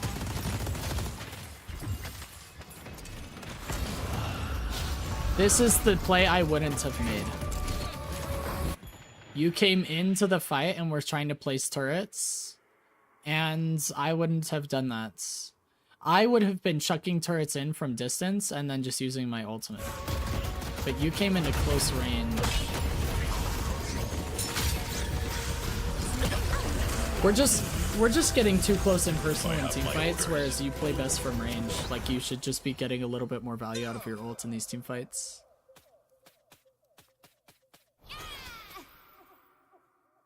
I think it's also, like, because you don't have a front line, it's really tough, like I said before, and like you mentioned now, but I'm afraid if I don't get into the zone that they'll cap the rift before we enter. I wouldn't have gone that deep into the rift then. I would have played, like, right on the edge, maybe, until your team got there and then backed out. But even then, it's like, if your team doesn't get in there to take the rift, then just give the rift. I mean, if you guys aren't there to take it, you're not there to take it. It's just a misplay on the team. But I don't think you running in there close range on McGinnis is the solution. Does that make sense? Like, you dying versus giving the rift and playing as a team, I guess there's just more than one way to look at it. Like, sometimes you have to give an objective. Like, there's just nothing you can do about it. And that was one of those scenarios potentially. I think your team could have gotten there, but yeah, let's fast forward through your death. Sorry.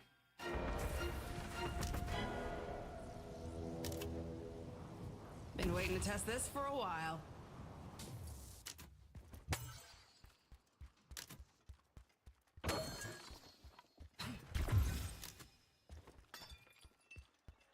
All right, buddy, give him hell. Setting up a turret.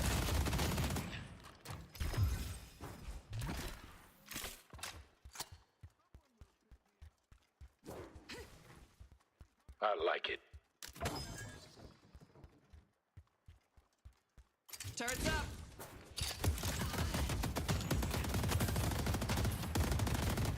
Just a really slow passive game, huh?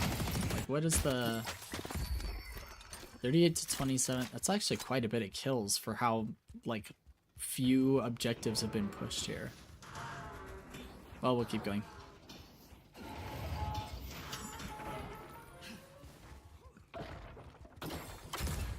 Gotta get as many of these up as I can. Gotta throw me some backup. So why didn't we kill the tier 3 that Pocket was just killing? We, like, went over the tier 3, did a box route, and then killed, like, a tier 2 minion and 2 tier 1s, and then Like the tier 3 camp just would have been way more value for you. Let's go mid. Okay, mid boss fall. Turrets online. Turrets up. Gotta get as many of these up as I can. The rejuvenator is descending.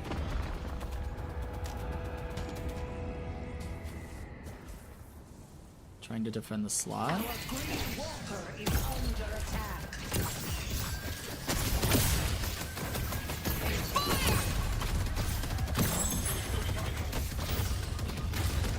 Sounds good. Our Green Walker has been defeated.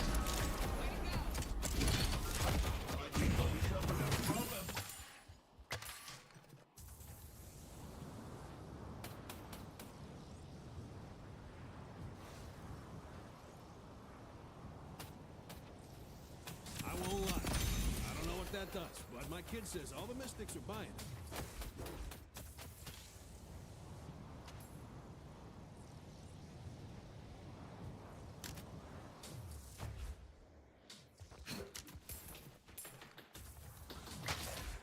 Turrets online.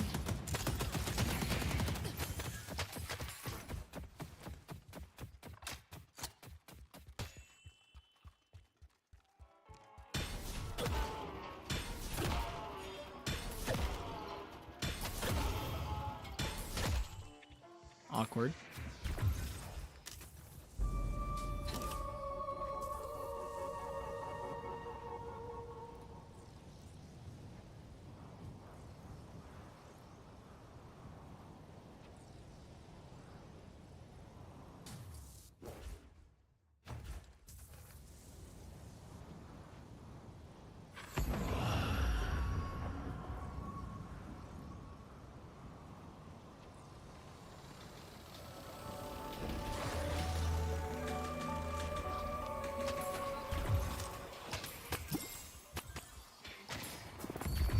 The Archmother will fall. If you're worried about getting somewhere, Crabshack, just light melee it and at least get the souls and the 1 buff.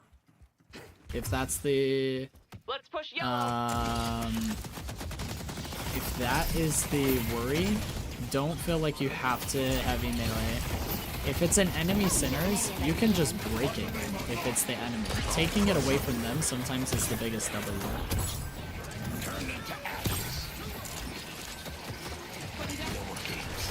The sinners we just saw, you heavy meleeed and broke it, yeah? But you could have just light meleeed it. Unless I'm crazy.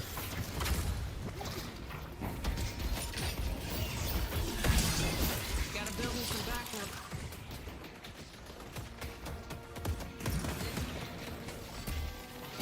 Death brings consequences.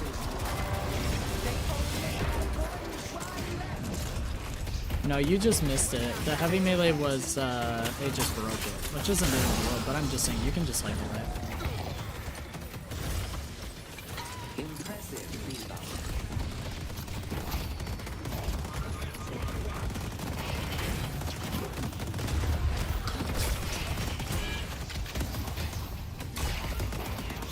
Setting up a turret. What's the matter, all gettings? Got out with old people? You need to make a stand and stop them. Who needs to be patched up?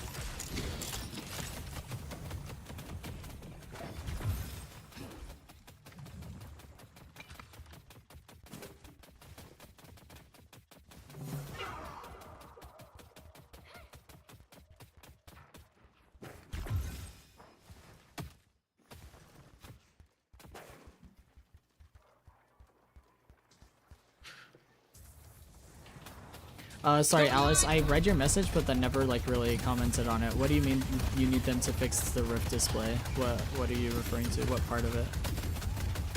You need to make a stand and stop them.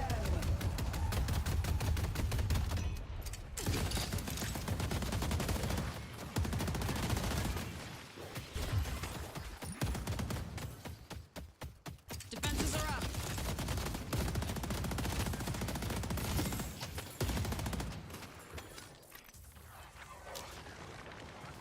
I sometimes don't see it unless I'm in the lane near it, so I have no clue the percent completed. Oh, I see what you mean.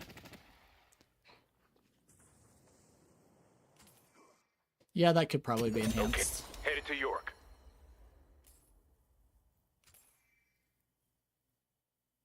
Don't mind the blood on that. It's gently used.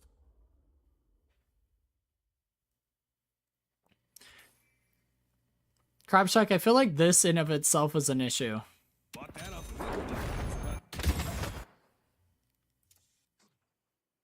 I feel like if you're not copying a build and you're making your own build, Defenses are up. we need to work on this. I think we've been sitting here for 30 seconds. Defenses are up.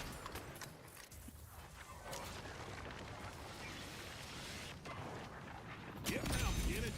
Okay, so you got here at 4256-ish, 4255, and your one item was pre-bought. Okay. That's Headed 10 to York. seconds. 15, Don't mind the blood on that. It's gently used. 20 seconds. 25, Bought that off a Knickerbocker that was about to get his legs broken. 29 seconds we sat buying. So late game, I have a hard time thinking of what to buy. I would let me put it this way. I would try and think about counter building and power spikes. Like, how can I phrase this? I want you to know what you want to buy well before you head to a store.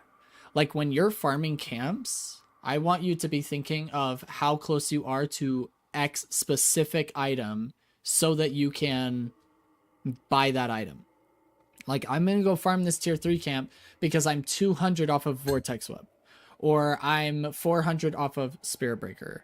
Or I want Lightning Scroll, so that's going to be my next item. I have enough for Mystic Slow, or whatever this is. Yeah, Mystic Slow. You know, whatever it is, I want you thinking about this, like, while you're farming. Like, that is the reason you picked up those boxes. That's the reason you killed that camp. I want you to be tracking your power spikes, like, way closer. So if you're not following a build, and maybe it'd be helpful to, like, follow a build, even though I know you do builds, and you play McGinnis enough to do your own build, maybe it would be helpful to follow somebody else's to see why they're hitting those power spikes and to get used to it. But I just want you tracking, like, the next item that you need to be getting. That, or make your own build. Like, make your own build and have, like, the optional sections so that you can remember, like, oh yeah, I always buy this when I'm against this hero. I forgot about that. So you can just buy it because it's in your own build that you made.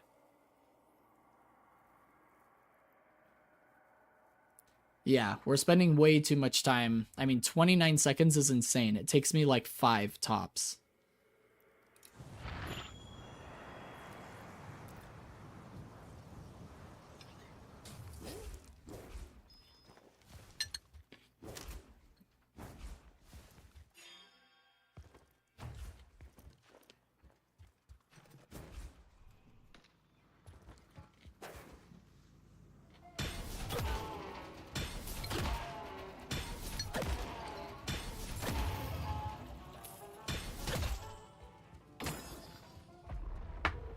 Mid-boss has arrived.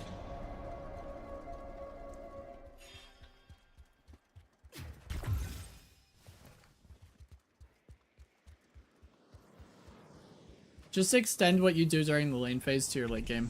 Like, just be aware of what needs to come next, why you want it, and how close you are to getting it, and then farm for it and go buy it as soon as you get enough. Turrets up. I do think it's like a front line, yes. All right, buddy, give him hell. Nice job avoiding that, by the way. You need to get back in there. Yeah. We should have walled and ulted there. We could be killing these Abrams. Right here.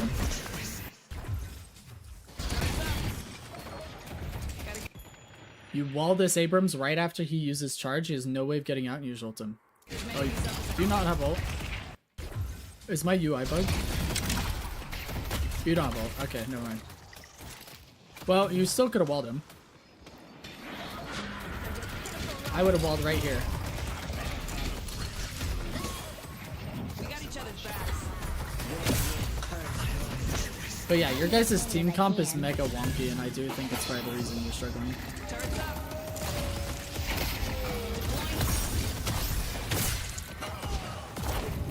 Nice vortex hook, that was really big.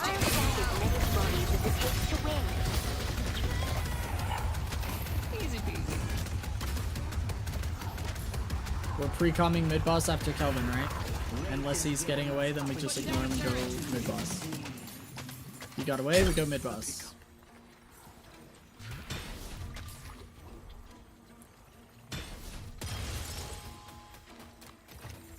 Good job.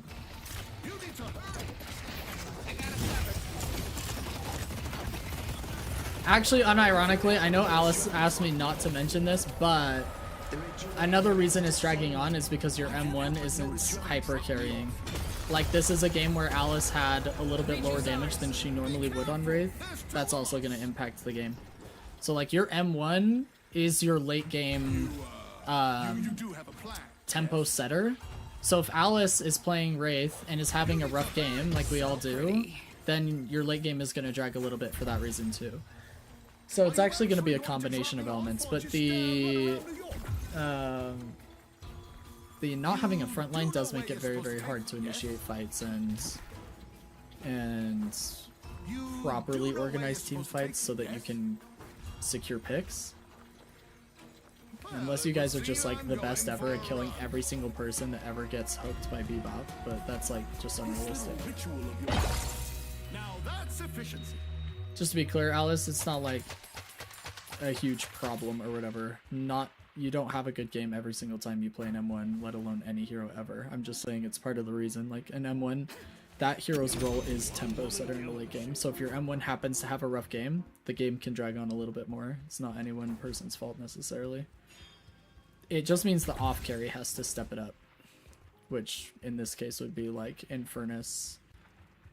Actually, Eternus is borderline hyper carry as well, so it's actually not all on Alice. Defenses are up. This was also before I realized I was losing damage from range.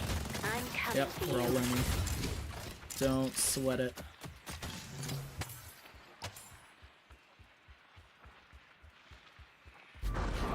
Come on, peek your head out. Need more firepower.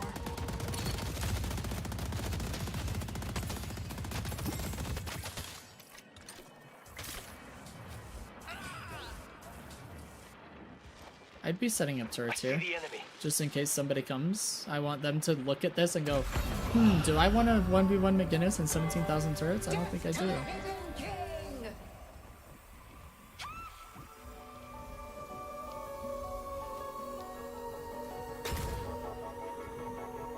There's just no really good reason not to be using turrets if you're going to secure the turrets. The Hidden King must die!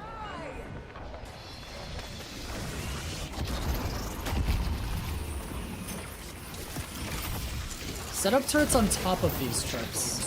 I feel like we're not using verticality on our turrets at all.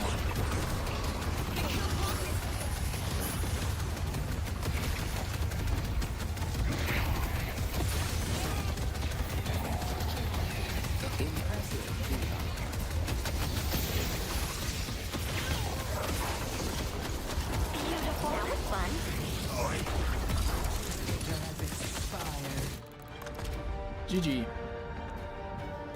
Okay. Not my favorite VOD to review because it was like a really odd comp for McGinnis. The game dragged because our M1s weren't like just absolutely dominating at 60k souls. So it was a little bit weird, but we do have some things that we can add to your notes and go over. There we go. Your damage was decent. Objective damage was a little bit low. Healing was decent. Not bad. Not bad at all. Okay. Let us bring up your notes here.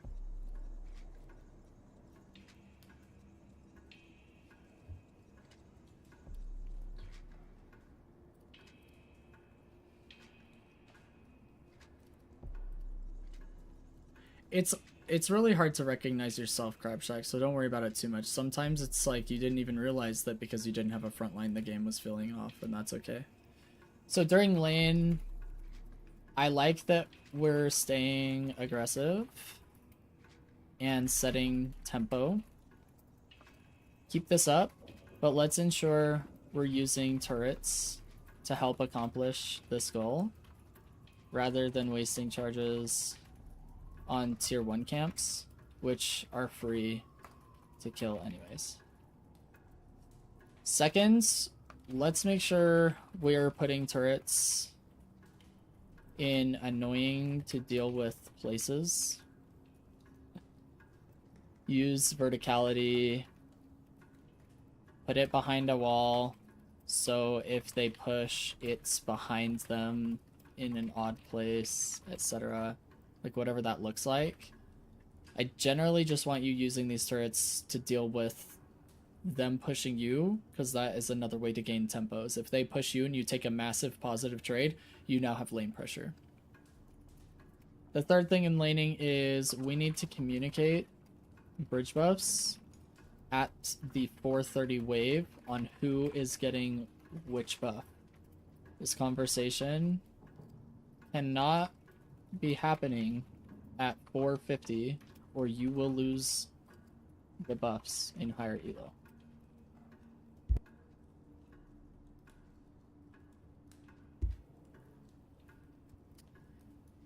I think that's really all I wanted to touch on for laning. Actually, I'll add one more thing in there.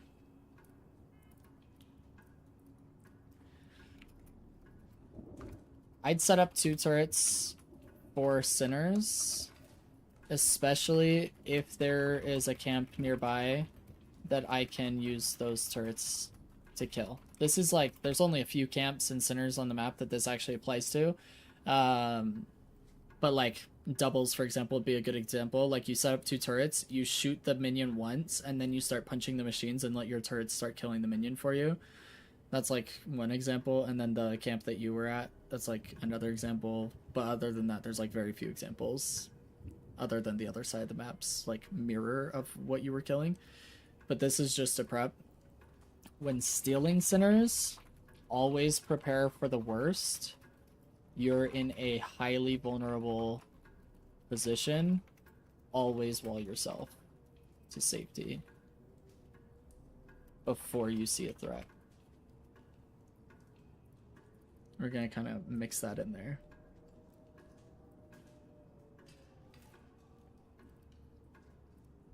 Okay, for the mid game, I just want you to try to play further back for your team fights. Only go in aggressively near the end of a fight or in 1v1 duels, etc. Use your wall from range and get used to how far it can go, so you know how close you need to be without putting yourself at unnecessary risk. Oops. 2 is I want you to be doing one of 2 things throughout the mid game. Okay? The first thing, A, is participate in team fights over big objectives. Rift, Walker, etc. And B is split push major objectives, like Walkers. I feel like there's a lot of time throughout the mid game when we're not trying to achieve one of these 2 goals. Only when there's no opportunity for one of these 2 goals do I want you farming, like extensively. Farm tier 3 camps way more. Your turrets plus heal make this phenomenal in general, and they are a great source of income. We're not farming near enough tier 3s for sure, oh my goodness. can change. Late game. We're actually just gonna go over a few things for like late game, and they will cross over into mid game as well, but I'm just gonna put it here. We need to be intentional with our farming. Know what item you're farming for and how close you are to it. This accomplishes two goals. This accomplishes the goal of now you're spending souls all the time, so you're not sitting on large bags because you know exactly what you're saving for, and you're quick around the shops. Second thing, verticality on turrets.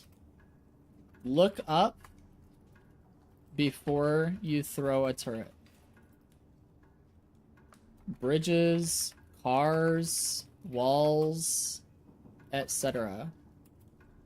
Make that turret hard to hit when they're already using AoE on your teammates. Okay?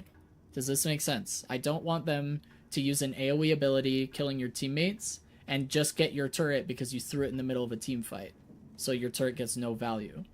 If your turret's up high, they have to specifically spend time and resources on that turret or deal with its damage. But you're giving them turrets for free by just throwing them on the ground. So we need to be placing them a little bit more strategically. The third thing is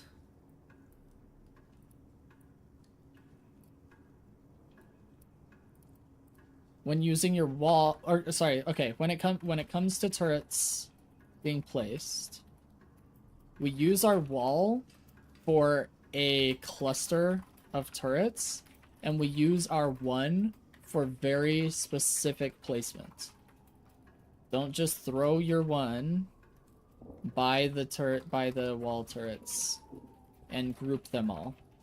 It's just easier to lose value here. We went over that. I just wanted to mention it in your notes. I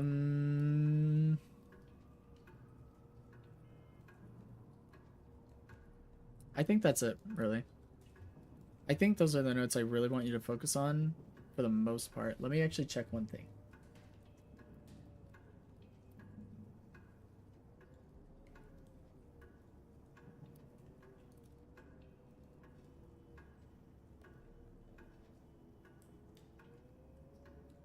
Oh. I'm just gonna add this as like a random focus on this in general. Don't be afraid to set up turrets on a specific objective. What this looks like, if you want me to write this in the notes, I can, but I think you know what I mean if I explain it. This looks like my team is fighting Rift, but Abrams is in blue. Throw some turrets on Blue Walker, and then go fight the Rift with your team. So that if Abrams pushes, he has to deal with Walker and turrets clearing his wave. And it just gives you like that extra cushion in case he does stay, but you can still participate in the team fight. The other way this looks is we're stealing doubles. We want to set up like as many turrets as we have charges for because we're on enemy doubles. So doubles are very, very important. We want as much cushion as possible. So every single charge turret we have, there's nothing more important than getting out alive of stealing doubles. Okay? The third thing this looks like is we're securing Rift, and we don't know for sure 100% that somebody isn't going to try and contest this in a 1v1. We want them to have to contest McGinnis and max charges of turrets to try and take this Rift. Because I don't know how many of you are going, oh, I'm going to go steal this Rift, and see a McGinnis with full turret setups, has 4 to 5 charges sitting there waiting for me, and you go, yeah, I'll still take that fight. Okay? They're probably going to leave. But you just sitting there and then having to try and set up turrets in the middle of the fight, it's a completely different animal. So I'm just throwing that out there as like a last minute, what do I want to call this? Last minute tip for your overall gameplay. I just want you to use your charges. Like, that's what they're for, right? That's why we place them strategically. Make sense?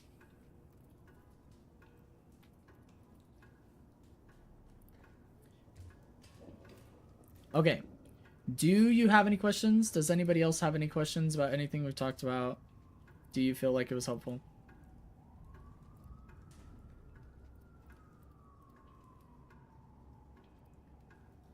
Let me send this your way.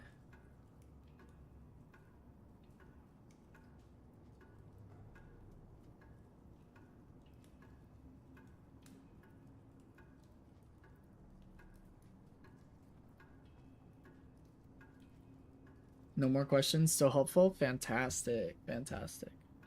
Okay. Well, you guys, it is about that time of day. Does anybody else have any questions about anything else before we call it a day? Do you guys have anybody that you would like to maybe send a raid to and support some fellow Deadlock creators? Maybe go spread some of the Coach Blatant coaching to them and be like, hey, yo, by the way, minimap and clock, you're about to miss your bridge buffs. Because I am going to have to call it here. My mom is struggling.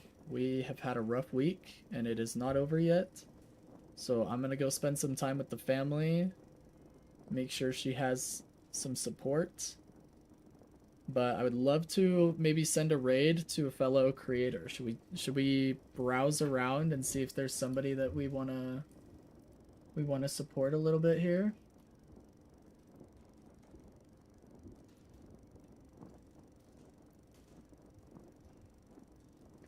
Hey, take it easy, Crab Shack. Thanks for being here. Appreciate you guys.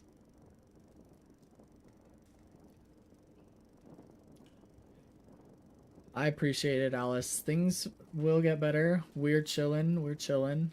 Appreciate you.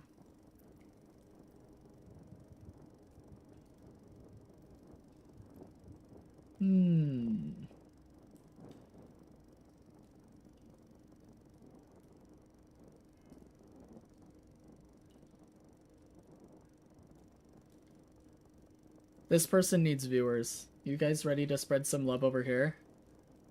How are we feeling about this?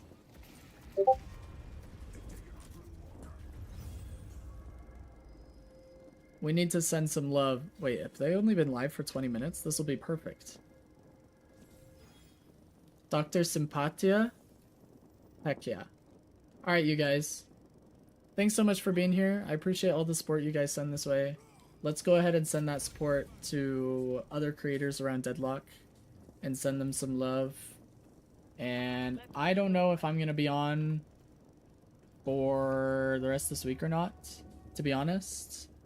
I will have to see, and I will let you all know. But I am hoping to do some more coaching later on this week, assuming that things start to calm in the personal life. Other than that, yeah, let's go ahead and give Dr. Sympatia some love. You guys go send him a follow. I'll go ahead and send the raid, and then I'll catch you all in the Discord. If you have any questions, go ahead and send them there.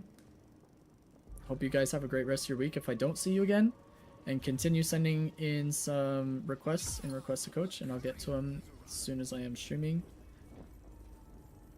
Peace out.